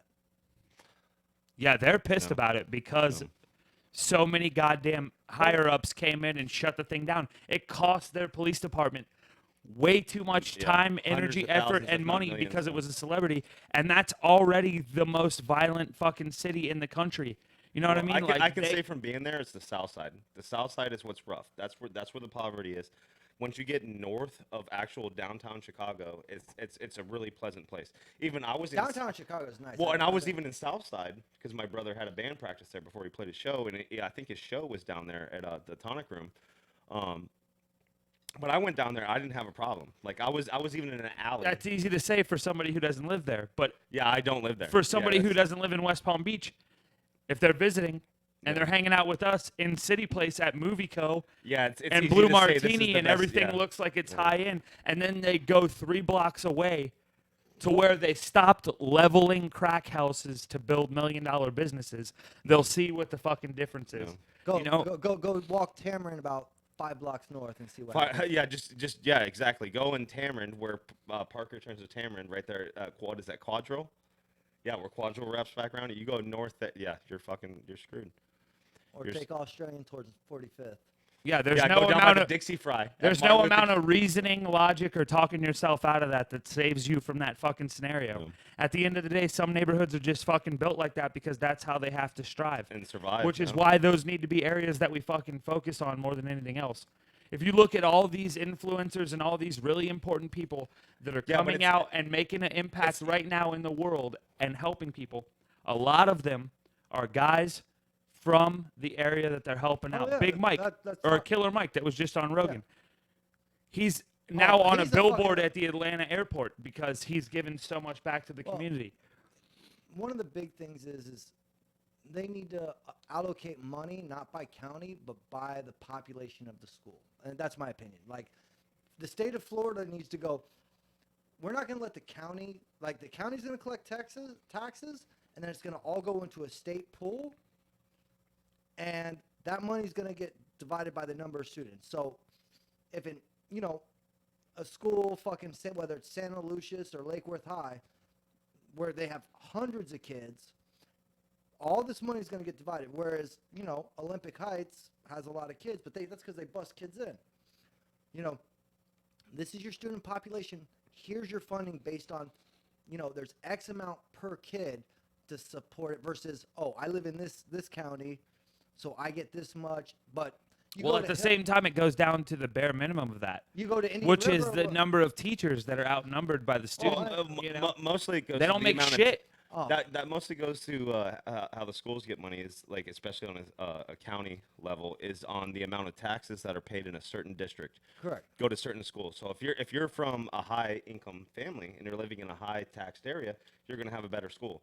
But you have the more people in the poverty stricken area. Let's say that the difference between like Green Acres and Palm Beach. Okay, you have at an elementary school, you have 400 students. At a high school, John A. Leonard, you have 3,800 students. You go on Palm Beach, you have 800 students at the high school, and they're getting 5 times the amount of money that the school that has 5 times the population is getting because they score lower. They don't get as much tax money, and it's And- like it's easier to control people in poverty. Also, by no way, shape, or form of the theory does the quality of the campus and the money coming into it define No, the definitely not. chaos on the campus. Dude, fucking Parkland is one of the nicest high schools I've ever even driven by. Every house around there is gorgeous, and they still dealt with what they fucking dealt with, you know? There's no dealing, no accounting for unfortunate mental illness. Yeah, that too. No. You know, and unfortunately, that's the reality. Is there are another issue is, you know, before even my generation, up until the 80s, there were county, state mental institutions, insane asylums, where people with mental issues were taken care of by the state. That doesn't exist anymore. That's why the homeless population has so many issues. Like, You know, most of the homeless are mentally Yeah. disabled people. You know what I mean? because they don't And know what also else in to a do. culture where somebody can fucking sue you for the assumption. You said it earlier. You know, you mentioned your condition earlier. Let's say I didn't have any idea about that.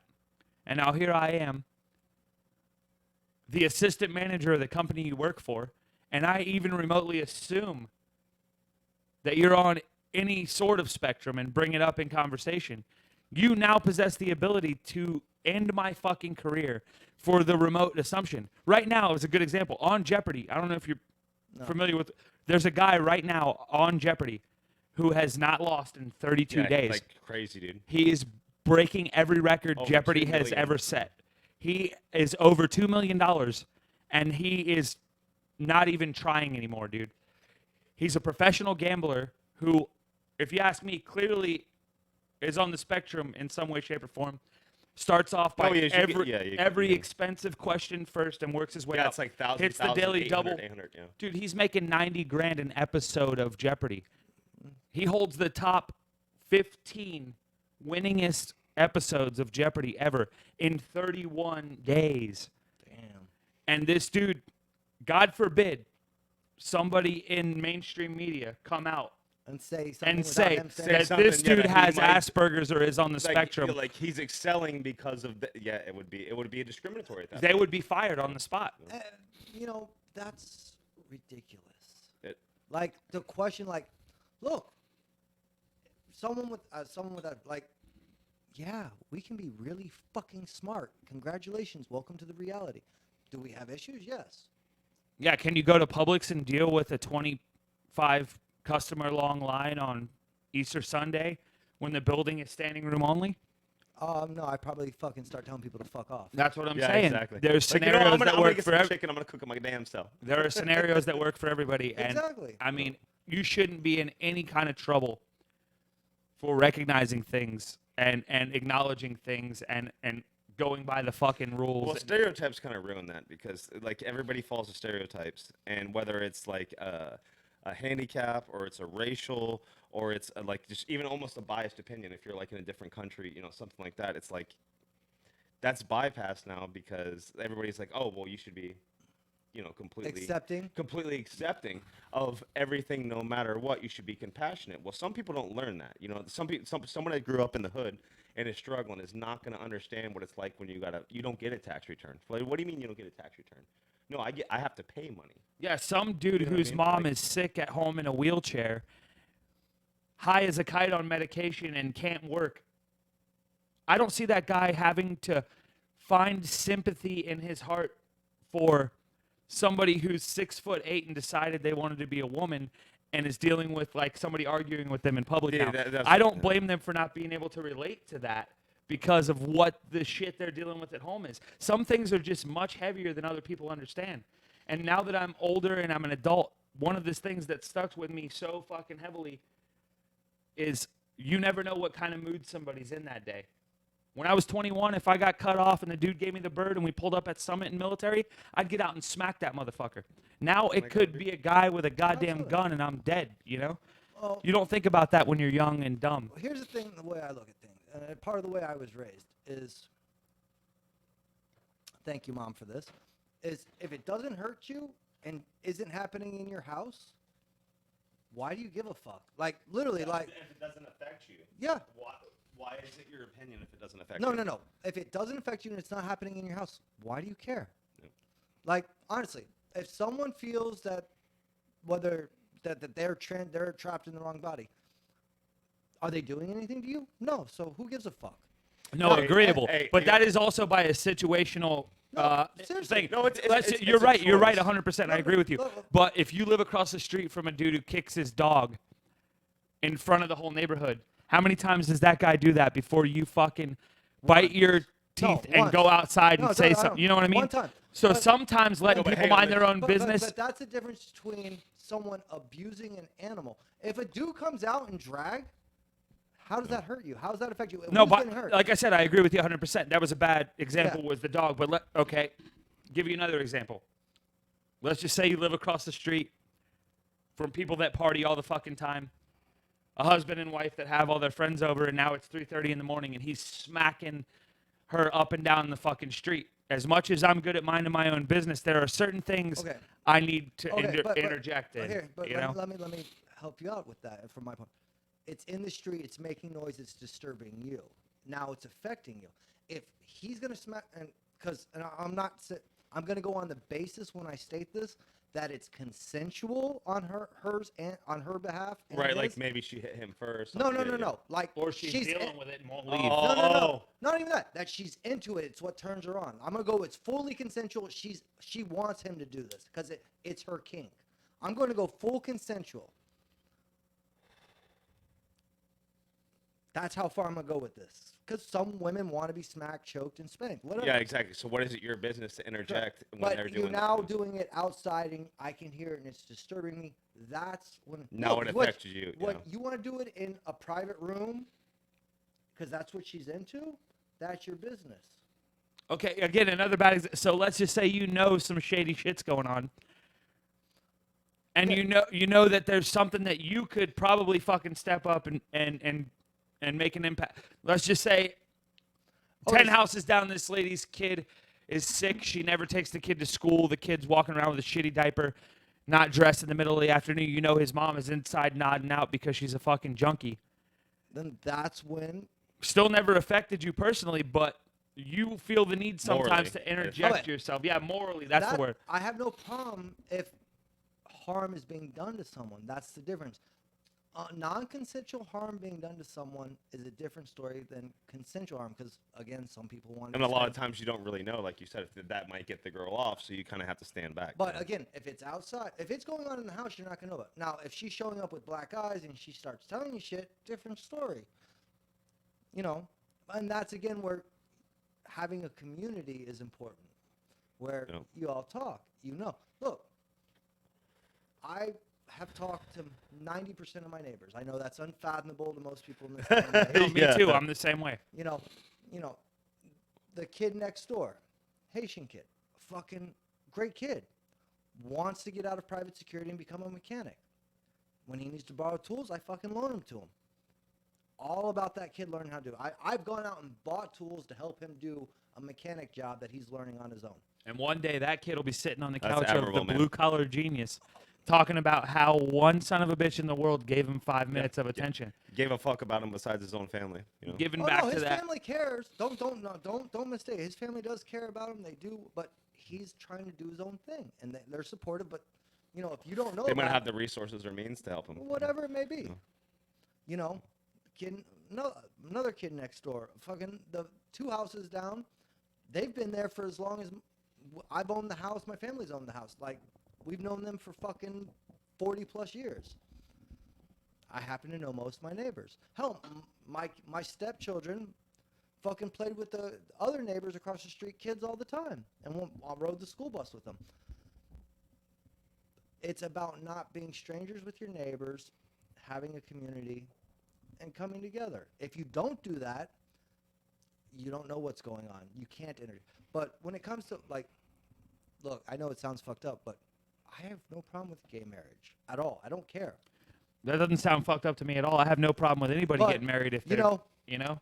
anyone that wants, like, I have the reason why, because anyone that wants to involve the government in their business, that's them. Because from my point of view, look, You don't need the government's no, approval. we could go into business together. That's 100% legal. No one asks what sex you are when you go into business together. The only difference between going into business together and getting married is that you live together. But it's the same legal bindings. It's if you- all if you did- otherwise. yeah. Almost everything legal-wise is Yeah. identical.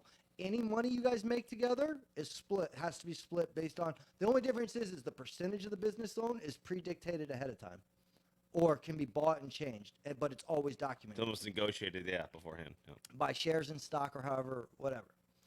I mean, listen, at the end of the day, that's like the only fundamental old school thing I even remotely support. And it's just because I know how important it is to be that guy.